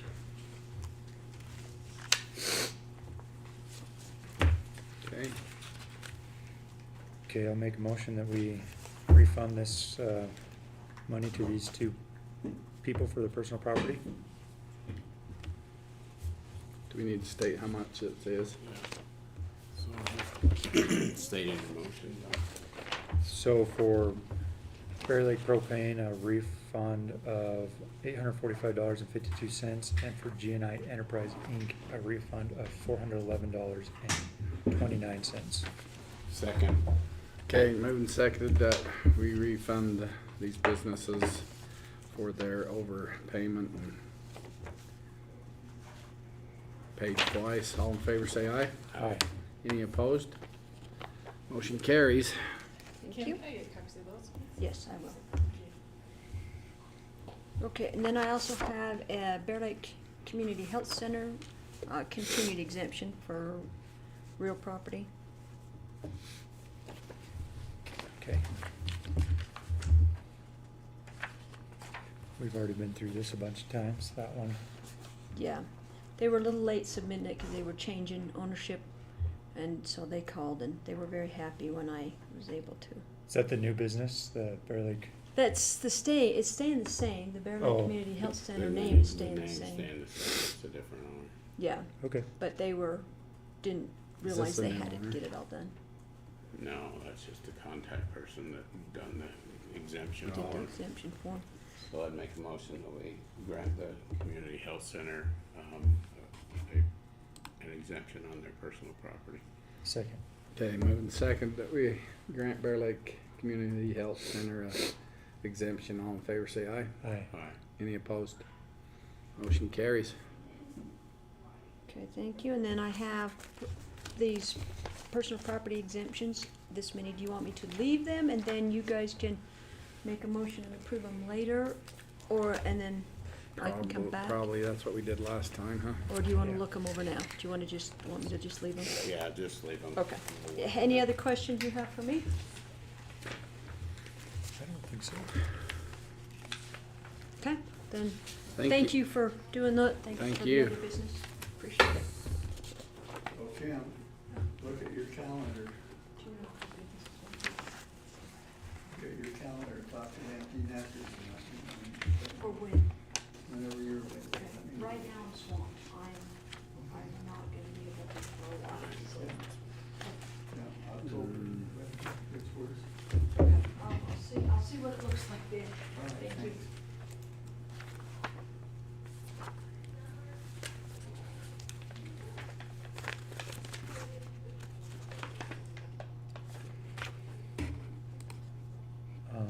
The only other thing we have is Melanie. Sean, do you want a second, Sean? I'm sorry. Do you want to take a second? Anything in particular? No, just why you're here, or Oh. what you want us, or? As I had the so Sean Milne, Bear River Association of Counties, Economic Development and Intergovernmental Affairs. Thank you for the opportunity. Really, this is, I guess, a request to be on a future calendar. to be able to review just general economic development items, perhaps the GOED or Governor's Office of Economic Development as it used to be called, and GOEO or Governor's Office of Economic Opportunity now. The annual grant and just different perspectives on what you would hope to accomplish in Rich County with that program and how I might be of service. Otherwise, I was really just attending today's meeting for information. I noticed 2 agenda items in addition to the UDAF item that I was just here to hear what they might be reporting on. The 2 that I thought might be germane to economic development were mining interest and a tax sale item, or something alluding to that. And the other totally escaped me just as I walked up, because I was in the middle of replying to an email when you caught my attention with my name. Just a second here. Sorry, Mr. Chair. The moratorium? Oh, yes, thank you. I wanted to hear and glean your perspective on a moratorium for wind and solar. So really, I was just here to just kind of listen today and then see if in a future opportunity I could see how I might be of service, whether to review composition or best practices of the required county economic development opportunity. Well, it's gone by a couple of different names in just a couple of years already. The County Economic Development Advisory Board and the County Economic Opportunity Advisory Board that operates as advisory to you 3 as the commission on how you expend that rural county grant program and might apply for the Rural County Opportunity Grant.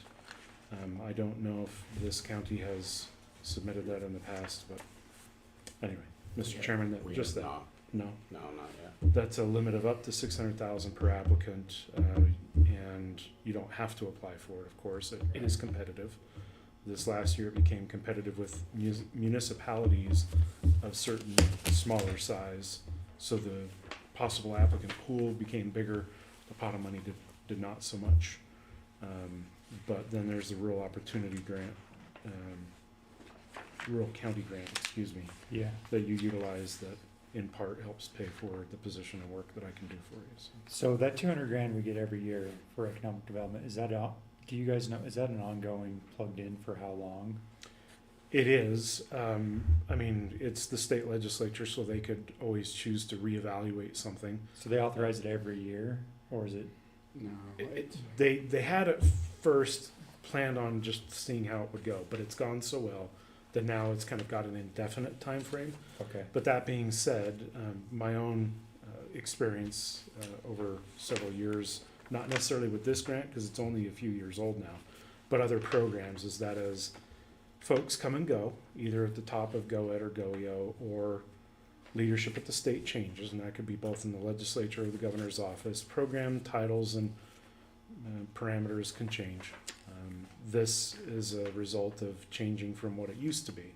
There are a number of legislators that had heard from counties and cities outside of the Wasatch Front area that maybe economic development interests were concentrated too tightly into the urban core and that rural deserved some additional attention. And so Representative Carl Albrecht and Senator Scott Sandel created this program called SB 95 when it was originally conjured, and they shelved a total of about 10 programs that used to exist before, but they were written in such a way that they heavily benefited 4 dominant counties, Utah, Salt Lake, Weber, Davis, and didn't really provide opportunities outside of those.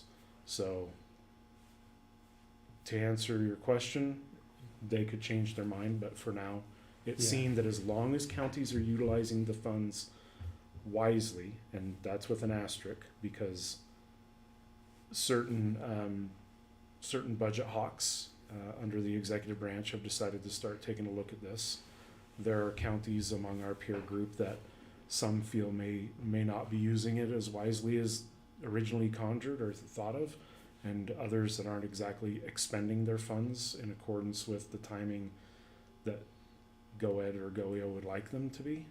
So, I mean, my goal, of course, with you guys is to make sure that we are compliant and that we make sure that they're achieving goals that appease those that provide the money every year, lest it should go away, right? Yeah. So, okay. That's it, Mr. Chairman. All right, So, well, just thank here to you. listen until I've got to go to Box Elders County Commission meeting, which begins this evening as well. So, thank you. Thank you. Thanks for coming over. Melanie? Hey, hello. Hi. I'm not really sure. So well, title, and then you're from the clerk's office. I know, but did you answer that last text? Okay. Melanie Limb from the clerk's office. I'm the district court clerk. And I have I don't know if Anneliesa emailed it to you, but here's the contract from the district court. I don't know where previous years' contracts have Does that been. look like the previous ones? Well, yeah, it's just a court contract Yeah. at some point. Yeah, it seems like it's the pretty standard Same one. bill. Yeah, but just wanted to get the approval of that, and then am I No, not the no, credit, just your- not just the credit card report. What was the one that was on the agenda?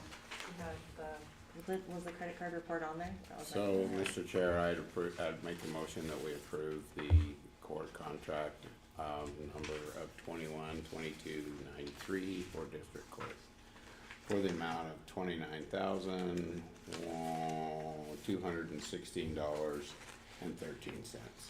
Second that motion. Okay. Moved and seconded that we approve the contract for the district court, that number. All in favor say aye. Aye. Any opposed? Motion carries unanimously. Is there normally a justice court contract? there is. Okay. I have that one. Oh, you do have that one? When does it end? It's on the same fiscal It year, is so in it's June. the same. All state contracts end in June. Oh, so, but you got emailed that one? Mm-hmm. Okay. All right. Good, I'll have you guys sign that one then. What was the other thing that was on the agenda? Public surplus, the public surplus discussion. Oh, the disclosures. Oh, I don't have those right in front of me. I emailed them to you. Do you wanna pull them up, or? Yeah. Okay, the other thing I have is, I have a report of business licenses for the county, and the ones that are highlighted are the ones that have not paid.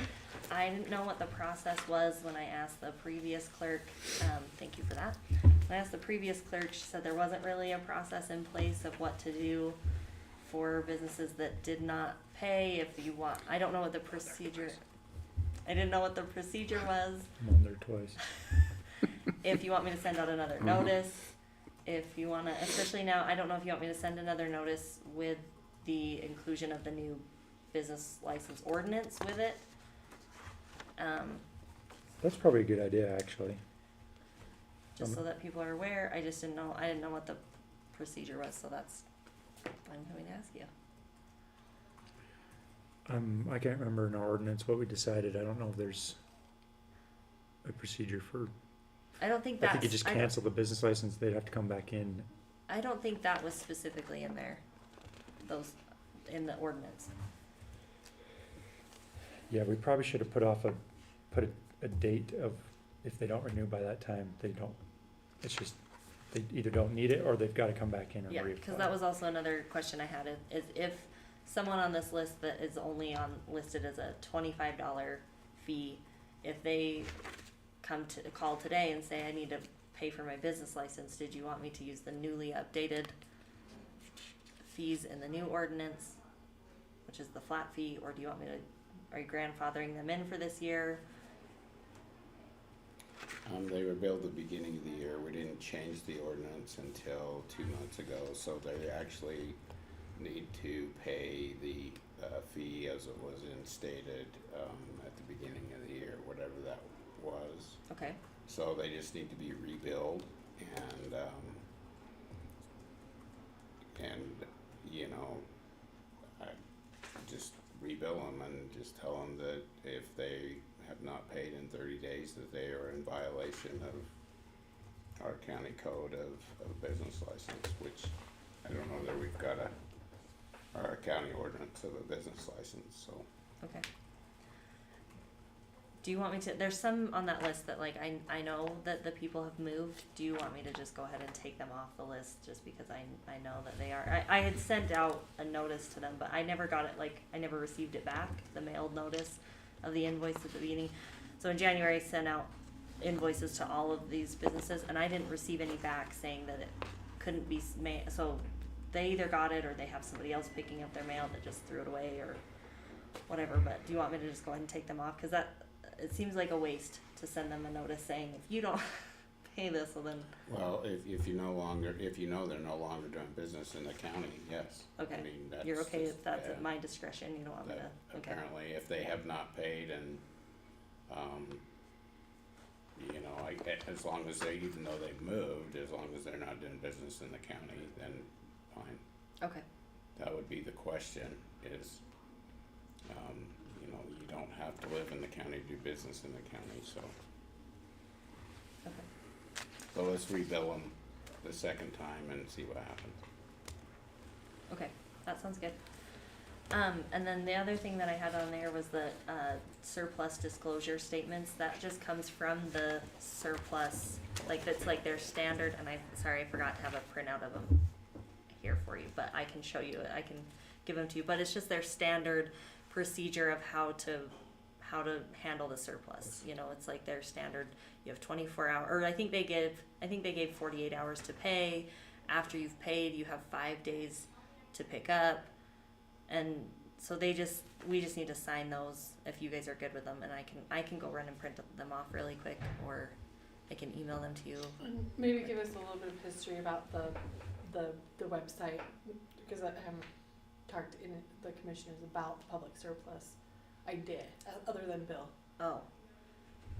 So then I don't really know a ton of the comes history. up. I guess I've kind of jumped in, but this is just a government public surplus website that they do this all the time for lots of different cities and counties and government entities. And It's like the They're called- eBay for government surplus. Yeah. Sort of. They're called public surplus. They're recommended by UAC. There's no fee to use them. It provides an opportunity to put surplus items on a website for bidding. So we're going to put some items on there and try to sell them, and then those things that don't sell will come to you with a report of that later. So it sounds like we have some disclosures that we need to sign, I guess. On Yeah. that. What does that cost? so it's nothing. It doesn't cost us anything. The money that they make is on the transaction, so the buyer pays a small Yeah. fee. Whatever Yeah, it they have sells their for, own. they add 2% and then they pay it, or whatever So it percentage. don't come out of our pocket. No. If you buy it online through a surplus auction, you pay it a 2% fee to sell it there, or to buy it there, I mean, I should say. So do we want to do like a 5-minute agenda item for next month, having you sign that after we read it? Or do you want to sign it right now? What do you guys think? I'm sorry, I forgot. We can, it's up to you guys, we can sign it now, it's on the agenda. Well, If so you guys is there want it. one for every item?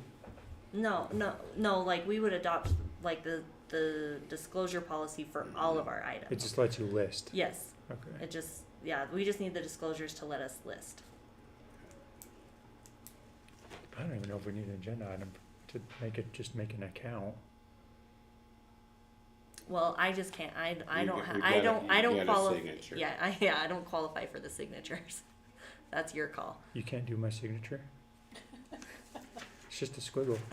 Oh, okay, then I'll be good. So- Never mind. So let's do this, let's, table this, the signature of the disclosure until next, commission meeting, and let's list it as signing our disclosure notice. In the meantime, let's generate a list and see what we're selling. Okay. Would that be okay? Yep, and then you want me to present that list? Okay, with the signature, okay. Yes, please. Okay. And that way we kind of all are on the same page of what we're doing. That's Okay. great. Okay. And then, so do we have a justice court contract? If Yes. not, But as previously discussed with Commissioner Cox over, it's an annual renewal, so it's not something that necessarily needs to be on the agenda unless you want it to be. It's like an automatic renewal. So why is this one different? Well, I just hadn't talked to you about it, and then I didn't catch it before I posted it. Anyway, So would you like that on the yeah, agenda? let's go ahead and put that on the agenda and do an official renewal on that as well. Okay. Next month or?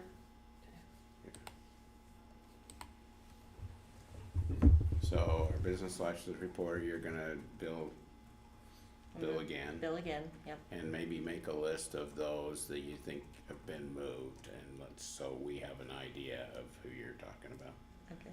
And then, our justice court contract, and then, let's compile a list of what we're gonna list on this, surplus, website and go from there. Okay. Perfect. Is that everything? I think so. Unless you need. It's up to you, is that everything? Well, yeah, that was everything I needed, so do you need Okay. anything else from me? I don't think so. Okay. That's good, thank you. Thanks, Melanie. Yep, thanks. Thanks. Okay, next up is Randall Knight.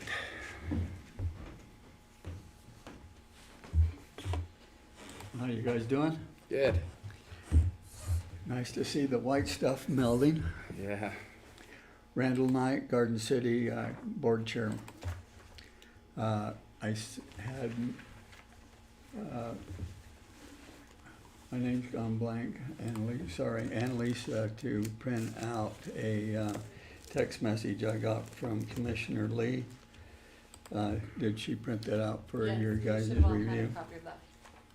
So in that, it was a discussion about what the status of the MOU was between the Garden City Fire District and Parks and Recreation for us to be able to appropriately go out on calls on the lake. And in that, there was a comment about no longer self-dispatching. Talked to Sheriff Stacy about that. He was not aware of any time that we had self-dispatched. So I was just wondering if you guys could give me an example so that we can make sure that that does not happen again, because the fire chief couldn't think of any time that we'd done that, and Sheriff Stacy couldn't think of any time. So, the night of, let me just ask you this question. The night of the viewing of Shane Rasmussen, apparently your boat went in the water and went out and rescued some fishermen.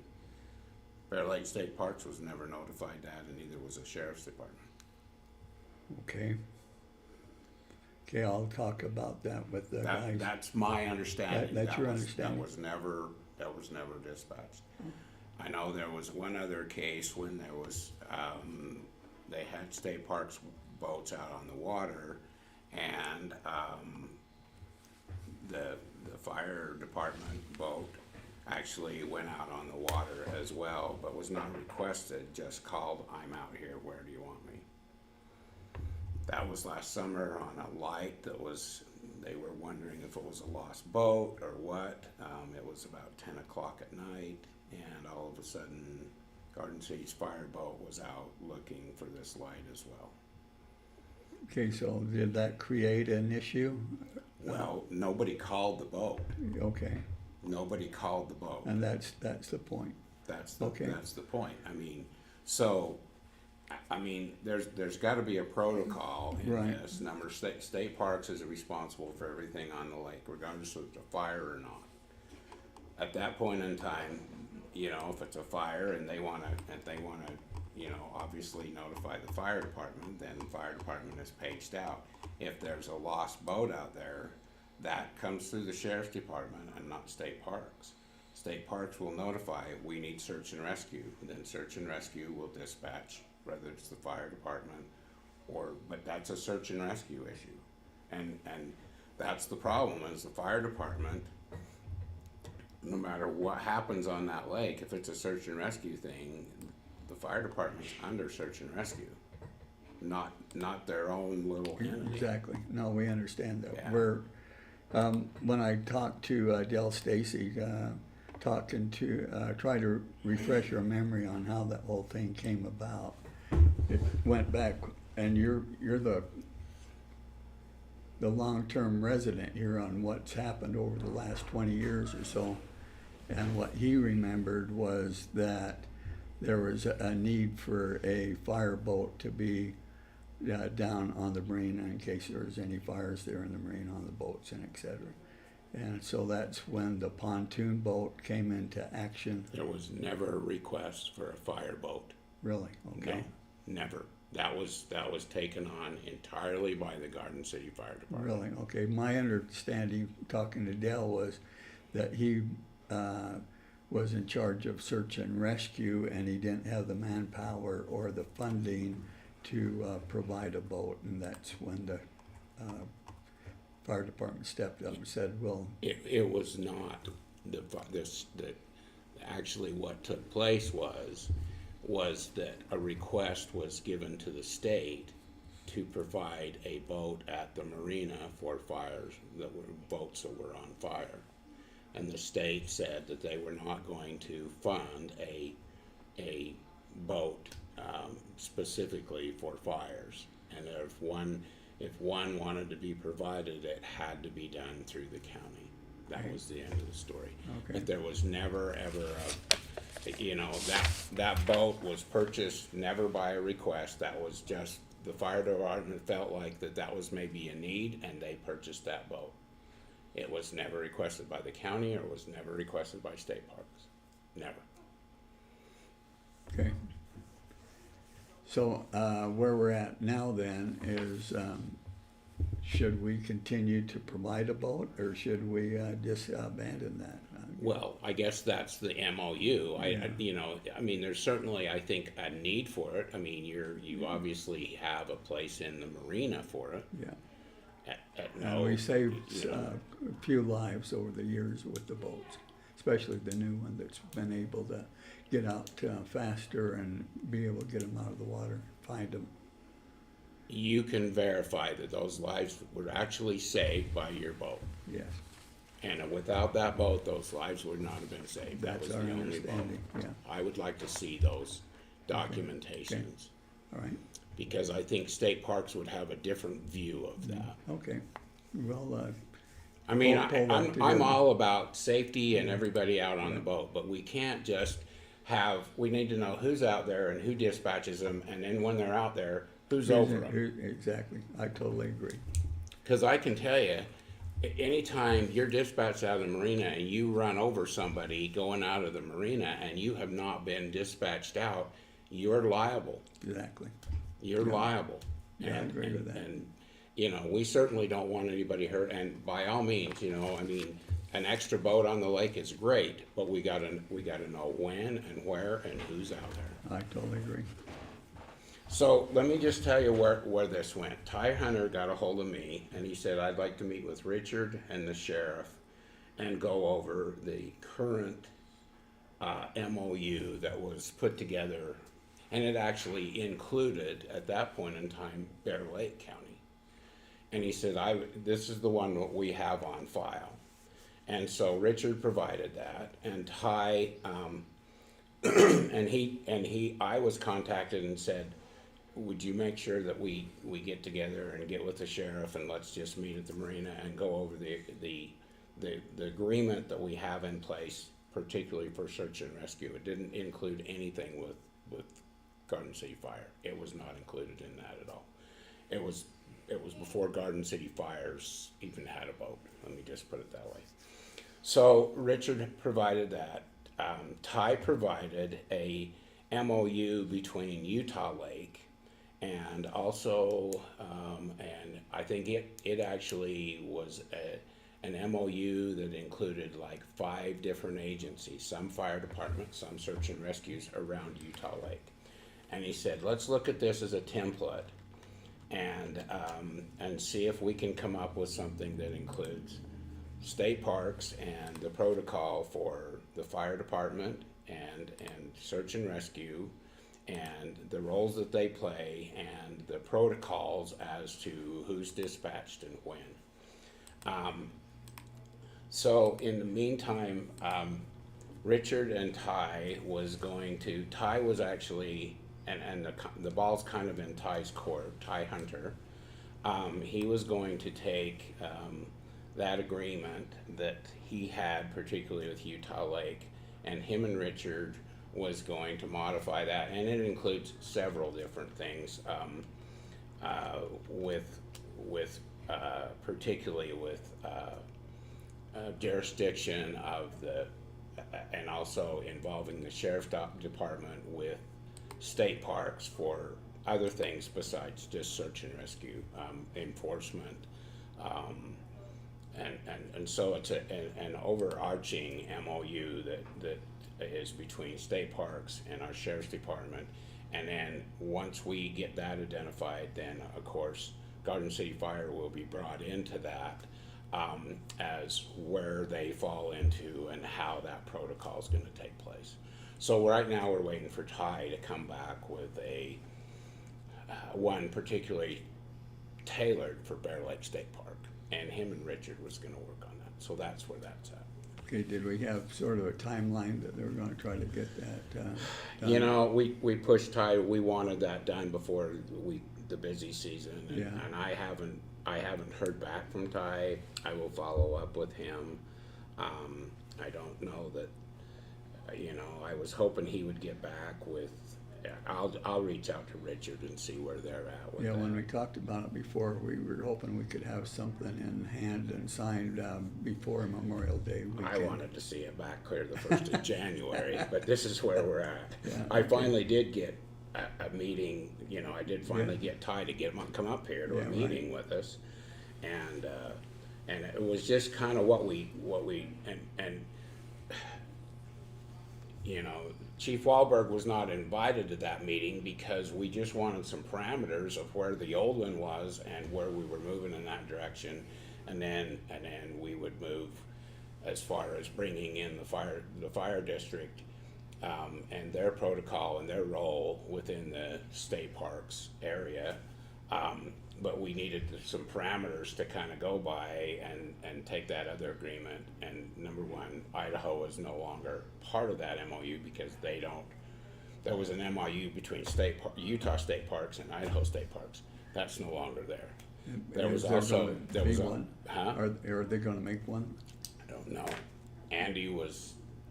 They were going to contact Andy and have some discussion, and my understanding was Andy was going to contact whoever's over him and see if he wanted to be part of the discussion or if he would give Andy jurisdiction or authority to negotiate something. That's what Richard told me. I'm not sure where that's gone. He was going to contact Andy. Okay, because I think it was last year or year before last when a swimmer went under the water and they couldn't find him, and so they asked us to go out and help find him, and we were there within 30-40 minutes and was able to find the body. Bear Lake County. Yeah, and the person was just a few yards off the shore of North Beach when they found the body. So, they were called and asked to come and give some aid in trying to find that body under the water. And that's great, as long as the protocol is you were called and you were there under their umbrella and their jurisdiction. That's kind of where we're at. Yeah, right. So. Well, my understanding is that because thinking that Ty wasn't going to get back in a timely manner, Chief Wahlberg has been talking to the other fire chiefs in the area, Woodruff, Randolph, and Lake Town, as well as Montpelier, and trying to come up with an agreed-to MOU that we could sign and be in agreement with. And then, of course, pass that on for you guys to look at and parks. And you're talking about structure fires or structure fires, right? Yeah, the MOUs between the fire departments, right. Absolutely, yes. Yeah, and that's fine. So in that particular situation, it's very similar. You need to have an MOU, if you're gonna come to Randolph, you know, the MOU is between Randolph and, you know, Garden City saying, yes, please come when we call you. That MOU needs to be the same type of protocol as State Parks says, please, Garden City, come down and let's take your boat out and help us search. But that call's gotta come in from the lead jurisdiction first. Well, in other words, Well, it you know. goes to dispatch, right? Right. Right. Okay, so that's where we're at with that, and I will reach back out to Ty and see where he's at. He's drinking out of a fire hose with his new position, and I like I said, What's his position? so he's over, what is it? It's boating, the boating part of it. For the whole state or just Bear Lake? No, state, the whole state. He's over state parks and the boating part of the state parks. So. Okay, so you're gonna reach out to Ty, and my action item is I'm gonna get you a list of incidents that we went out and saved a life. Okay, that would be good, and I'd like to go over that, and you know, that would be very helpful as we go through this whole process of tailoring this to make sure that you're involved when we need you, and, Right. and those things. Okay. Yeah, because if we're not needed, then that's gonna save me $20,000 or $30,000 a year in operation of that boat. Geez, it's costing you that much? Gas, replacing equipment that's worn out, yeah. Yikes. Yeah, Okay. fuel and maintenance on that. Keep working on that MOU between the districts inside the county and that's Yeah, he's trying to get one MOU that the three other fire chiefs can sign an agreement, or for counting Bear Lake. We used to have one. I mean, you know, it's been 15 years ago, but we had one between all 4 fire departments. Yeah, I don't know and he that tried to Bear Lake find can. that when he took over and wasn't able to find it. Yeah, I remember when we put that together. So. Yeah. Okay, so and apparently we have a request for an executive session for a personnel issue within the Garden City Fire Department. No, purchasing, expanding the services of the department. We talked about that back in October, November. Possible time. purchase of land. Possible purchase of land and satellite location. Okay, so we, on this executive session for a property purchase? Yeah. Okay. Executive sessions have to be specific, so it either has to be personnel, litigation, and property purchases can be included in that, but.